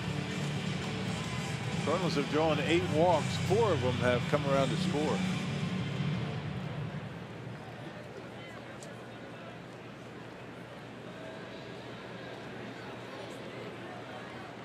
Stephen Vogt at the plate. Getting a 3rd at bat in this game. Singled his last time up. Stay with us for Brewers Live postgame. Sophia will be working the clubhouse to get the latest on the Pena injury. Hopefully it's not serious. We'll hear from Craig Counsell as well. In a game the Brewers would like to finish and forget. Or score 9 runs and win. That's possible too. Yeah.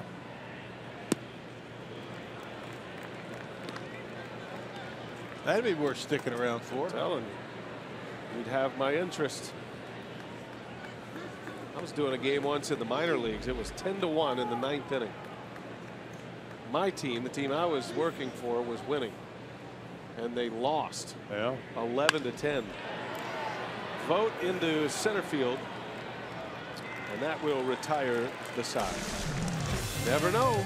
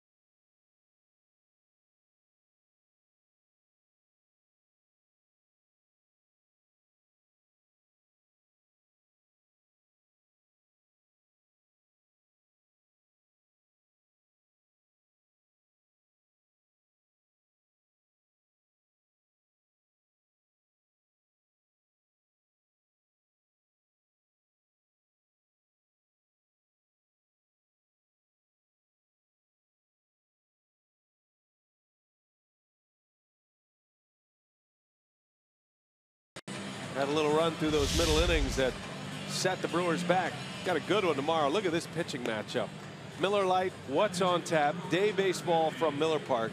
Carlos Martinez against Chase Anderson. Yeah, outstanding. That's going to be a good one. Yeah, Chase took a loss against the Dodgers. That was on Friday, a 3-1 loss. He pitched well. A couple of runs in 5 innings. Miller Lite, what's on tap? On air 12:30. First pitch at 1:10. It'll be Chase Anderson's third start since coming back from the DL. That is a big arm to get back in the fold for the Brewers. And Carlos Martinez in the top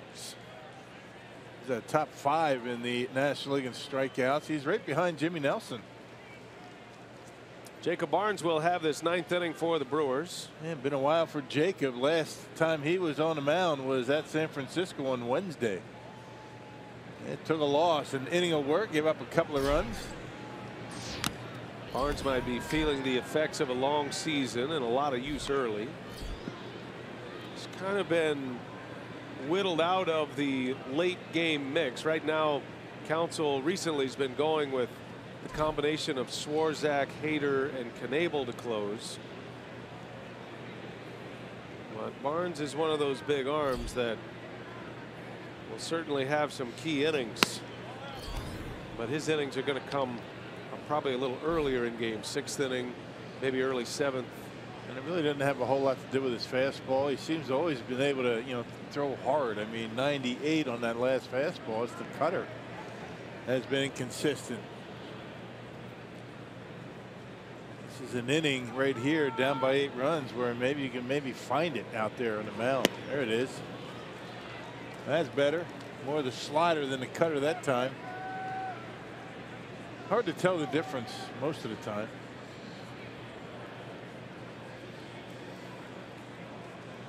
Jose Martinez batting for the first time. Came in defensively last inning. 1-2 the count. Stephen Vogt wearing that one. Tools of brilliance. You got to really want to put the tools on to be a catcher. Yeah. Very encouraged that Hernan Perez was so eager to get into the game. Maybe one foul ball might change his mind. I was getting ready to say one foul tip. He's going to do an about face on that. Okay, you can have this equipment back. Maybe right now he's thinking, you know what? Maybe it's best off I stay at first. There's a called strike 3, and down goes Martinez.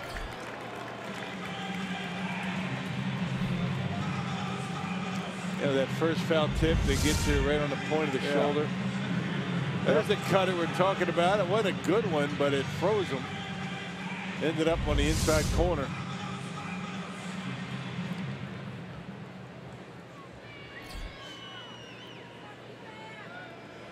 Tommy Pham coming up. He's been a tough out tonight. 2 walks, 2 hits, scored a run. Up that batting average to 305. OPS of 904. 400 on base, 500 slugging. That's star power numbers right there. Again, playing time, getting a lot of playing time, and he's taking advantage of it. Every manager, every organization looking for those players who take the big step forward, and this would be the biggest step for the Cardinals. Tommy Pham. He's a good outfielder too. A shortstop as an amateur. There's a shot.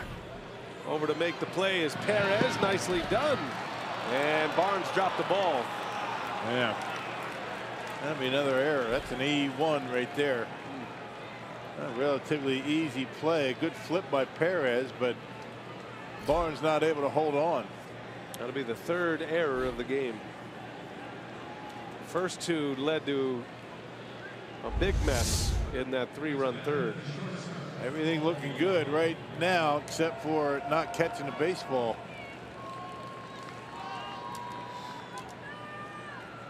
Took his eye off of it. Looking at the base, forgot about the baseball, dropped it.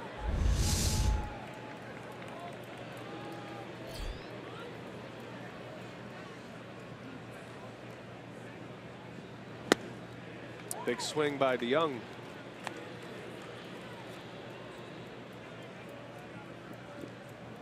Cubs and Pirates have gone final. Cubs win 4-1. Jake Arrieta to 14-8. Beats Chad Kuhl. Wade Davis save number 27 for the Cubs. So the Brewers, barring a miraculous comeback, are going to drop a game in the standings to 3.5 back, 4 in the loss column.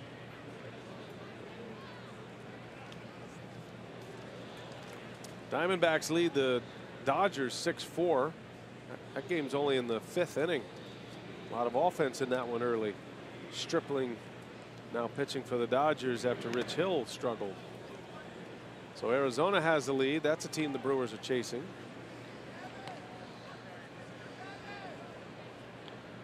Colorado and Detroit are now tied at 3. Tigers have come back in that game. Bottom 7 now. Tigers still threatening. They were down 3-0.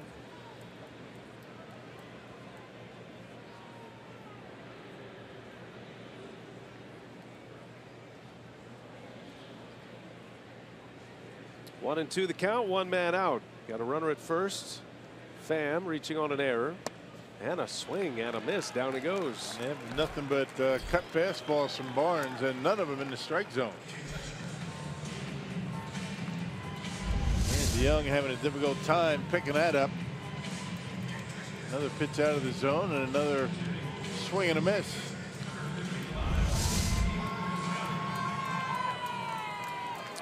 Stephen Piscotty will bat. He'll hit for the spot that was originally occupied by Fowler.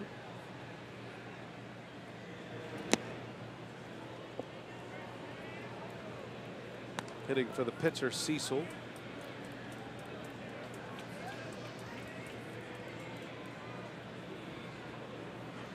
There's been some lopsided games in the big leagues tonight, partner. Yeah. Rangers beat the Astros 12-2 in St. Petersburg. That's a home game for Houston.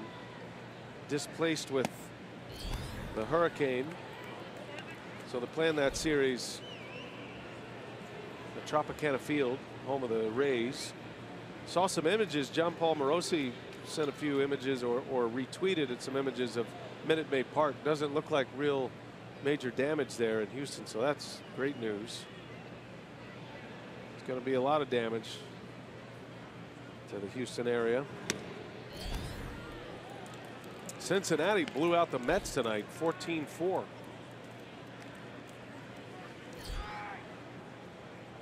And then the Brewers on the wrong end of a lopsided game as well. 2 games postponed tonight. Phillies, Braves, and the Yankees and the Indians. Little rain plowing through the East Coast.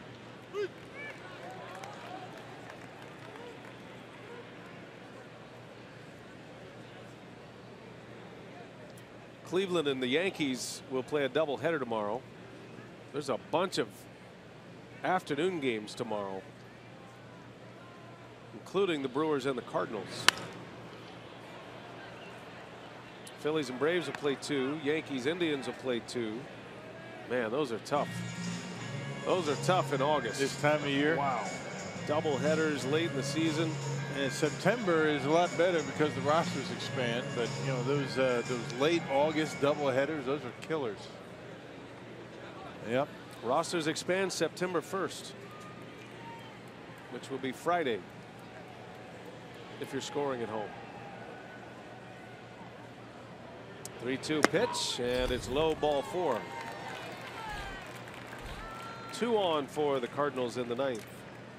And a long night for Craig Counsell and the Brewers. Man, a lot of walks. Boy. 9 walks issued by the Brewers tonight. 9 walks, 3 errors. Now the Cardinals have 10 runs on 11 hits. That's a season high, by the way, for the Brewers pitching staff. Get it all out of your system tonight. Yeah. 11 hits, 9 walks, 3 errors. And the Cardinals have 10 runs on the board, and they've stranded 11.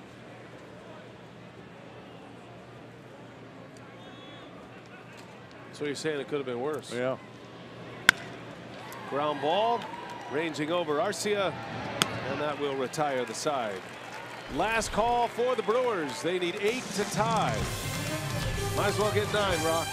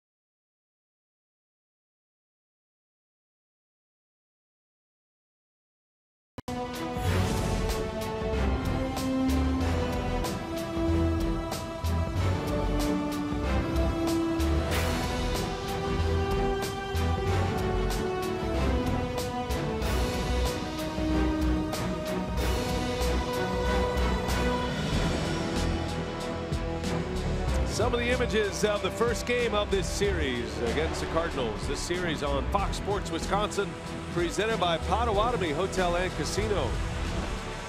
We have finally arrived at the bottom of the ninth. Last call for the Brewers on a night to forget at Miller Park. Keon Broxton will lead off. New pitcher, Rock. This is Ryan Sheriff. Yeah, the Cardinals caught him up on Wednesday from Memphis. Made his major league debut on Friday through 3 shutout innings. Pretty good work. He was 5-1 down in the minor leagues this year with 6 saves at AAA.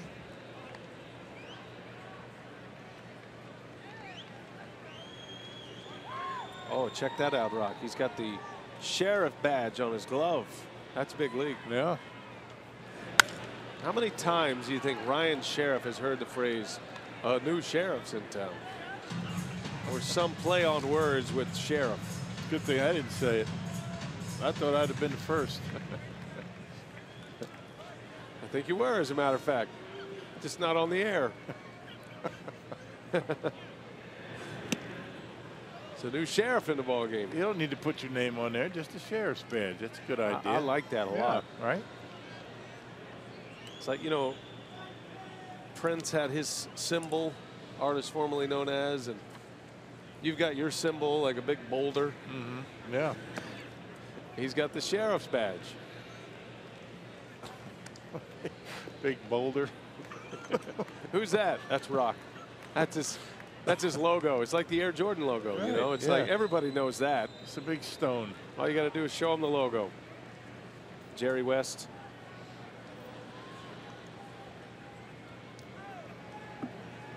Two-2 the count on Keon Broxton.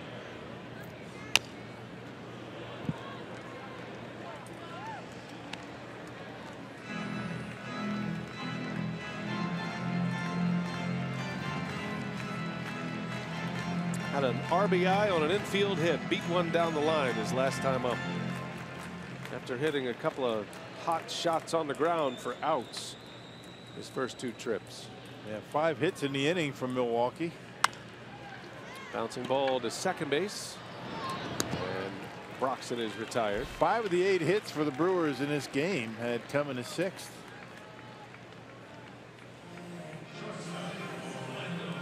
Here comes Arcia now. One away.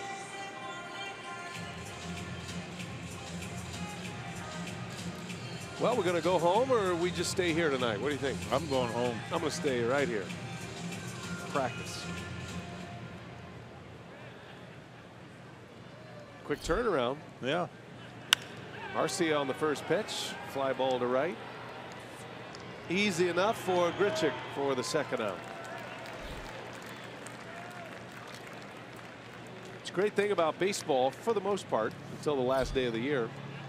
You get to turn around and do it all over again, so you don't linger on games like this. And it's 0-0 when you get to the ballpark. So when you go to your glass half full analysis tonight, what do you pull from this game? This is one of those where you just forget. I mean, there's not a whole lot you want to pull from it. That's good news, because I can hardly remember anything. Yeah, there's past really the third inning. There's one thing. It's one thing that Craig Counsell, he just kind of passed this one off to, just one of those games in a year where there's really not a whole lot going on. I mean, nothing really went right tonight. Come to the ballpark, you don't get all upset about it. You just come to the ballpark and go through your routine and come out and win a game tomorrow. There will not be any spread flipping tonight. No big speeches. No. No get fired up. No Gipper speeches. Win one for the Gippers. No. Biggest question right now for Brewers Live postgame is the health of Manny Pena. That's the one cloud that's hanging over the most in this game. Hopefully he's going to be all right. Left with an apparent hip injury, and he's been so good for the Brewers. That would be a player they would hate to lose right now. And particularly when they're, two catchers are on the disabled list already. I mean, Susak's pretty close to coming back. Yeah, going out on a rehab soon. They might just, I don't even want to speculate there. They could have options, but there's VR with a base hit. He's got 2 hits off the bench tonight. Yeah, he is swinging the bat pretty well lately. I mean, he's hit the ball hard every time up. Remember, he's the one that hit that line out, that line drive back at Zach Duke. He's salvaged something out of this night. Didn't start the game, but 2 hits and 3 tries, and that'll bring up Eric Thames. There's one silver lining he can point to. I mean, VR with some, 3 good at bats tonight. Thames hit his 28th homer of the year in the 3rd inning. Takes over the Brewers' lead in that category.